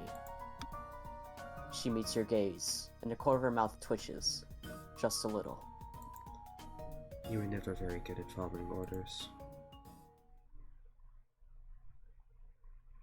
He is fucking out! Yeah. Good for him. Good for that little gender boy. I love this volume. God, this volume absolutely fucked. Just without a doubt. It's I told you, I warned you it was a big one. It is a big one for sure. It was meaty. You were not lying there. This did have the meats. Mm-hmm. Secily discovers anarchist capitalism is in fact not very well known for the priority of its workers' lives over money. Yeah. I don't know if I'd call this an anarchist capitalism because like No, it's it is. Okay.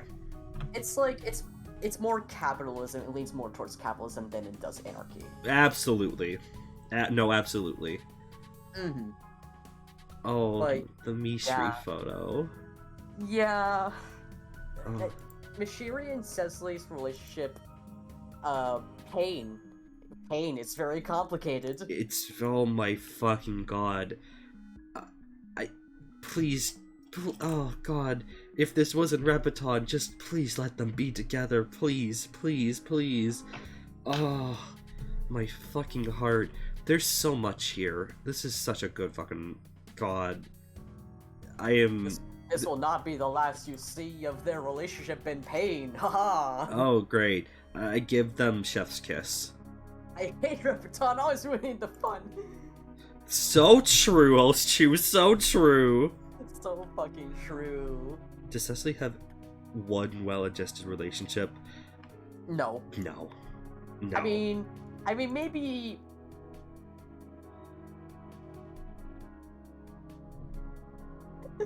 I was about to say,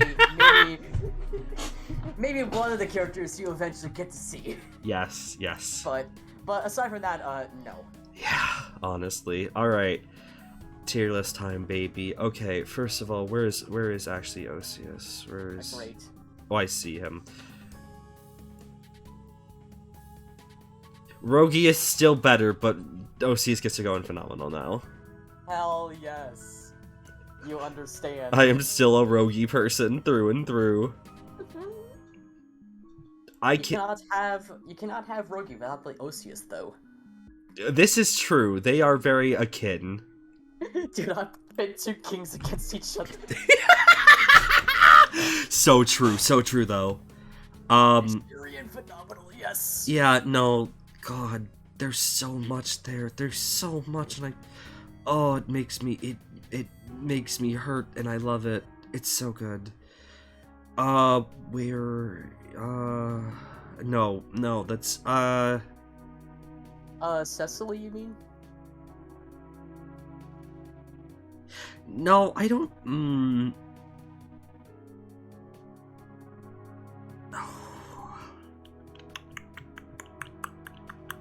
You're thinking of someone, but I just don't know who.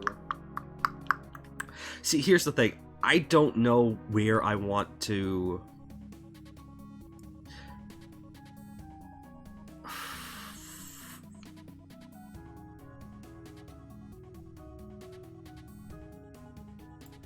I'm moving Cecily up because this is a volume that very much... This is a volume that genuinely is a big change for her. It shows two very genuinely interesting sides of her that we haven't seen yet. And it makes me like her more. Mm-hmm. Yeah, like, this volume really gets into, like how she operates her psyche and her, her grief, and how that grief affects her in a lot of ways. Mm-hmm. Yes, no, very much so. And how she makes her decisions and how she views people. For better or worse. Usually for worse. Yeah, definitely for worse, but it's still fucking wild. Mm-hmm. We have enjoyed the Mshiri and Occeus Hell Zones. We really fucking have, Ezreal. It's so... they were fucking... Yeah. Oh man. Shit. Now I'm just more excited to get to Volume 7, which is... Yeah, it's more than a volume away, but I am very excited for what you think of those routes. We shall see. Oh boy. Alright then. Well, thank you all so much for joining us. This one was a blast. They're all good, but this one like really hit fucking hard. Yeah. Yes. We died, but we cried. So true. If you've enjoyed what we've done here tonight, please consider giving me a follow, because then you can keep up with when we do Snowbound Blood next, and when I do other streams. For I stream every Monday, Tuesday, and Thursday. Mm-hmm. Yes. I figured being quiet doing Mshiri's right was good. You could still talk. Like, y'all in chat can still absolutely talk. It's just that, like, we are going to be, like, very in it. Yeah, and also, to be fair, when we got to Mshiri's right, it was already, like, late. This is true. This is, I think, the longest Snowbound Blood stream we've done so far. Yes, it's not exactly. It's not the longest Vast Error we've done. The longest was the end of Act 2. But this is getting up there. Yeah. I napped through the first half, but I'm glad you enjoyed the volume, Austin. Yeah! Yeah, good shit! Yes. Good shit! Good fucking really shit. Good shit. It's just all good shit, all around. And they will only get longer. Fair enough. True. To be... Okay. I mean, Volume 6 is not that long, it's more of a break route, but Okay. after that it's like, okay, it's long. As long as they do not... Okay. We will come to those when they do. When we come to Volume 7, we shall see. I do want to say, if a batch of volumes goes over 4 hours, I might have to, like, put a pause to it, because that's my limit. That's fair. But we shall see. I think, like, all of them only have, like, one really long route, and then the other one's, like, a bit shorter in comparison. That's... So I don't think you have to worry about that. That's fair. Okay. I'm just putting my limit here, because, like, I know how long I can stream. You are good. I support you. Thank you. Alright, y'all. Once again, thank you all so much for joining us. Don, do you have any final words?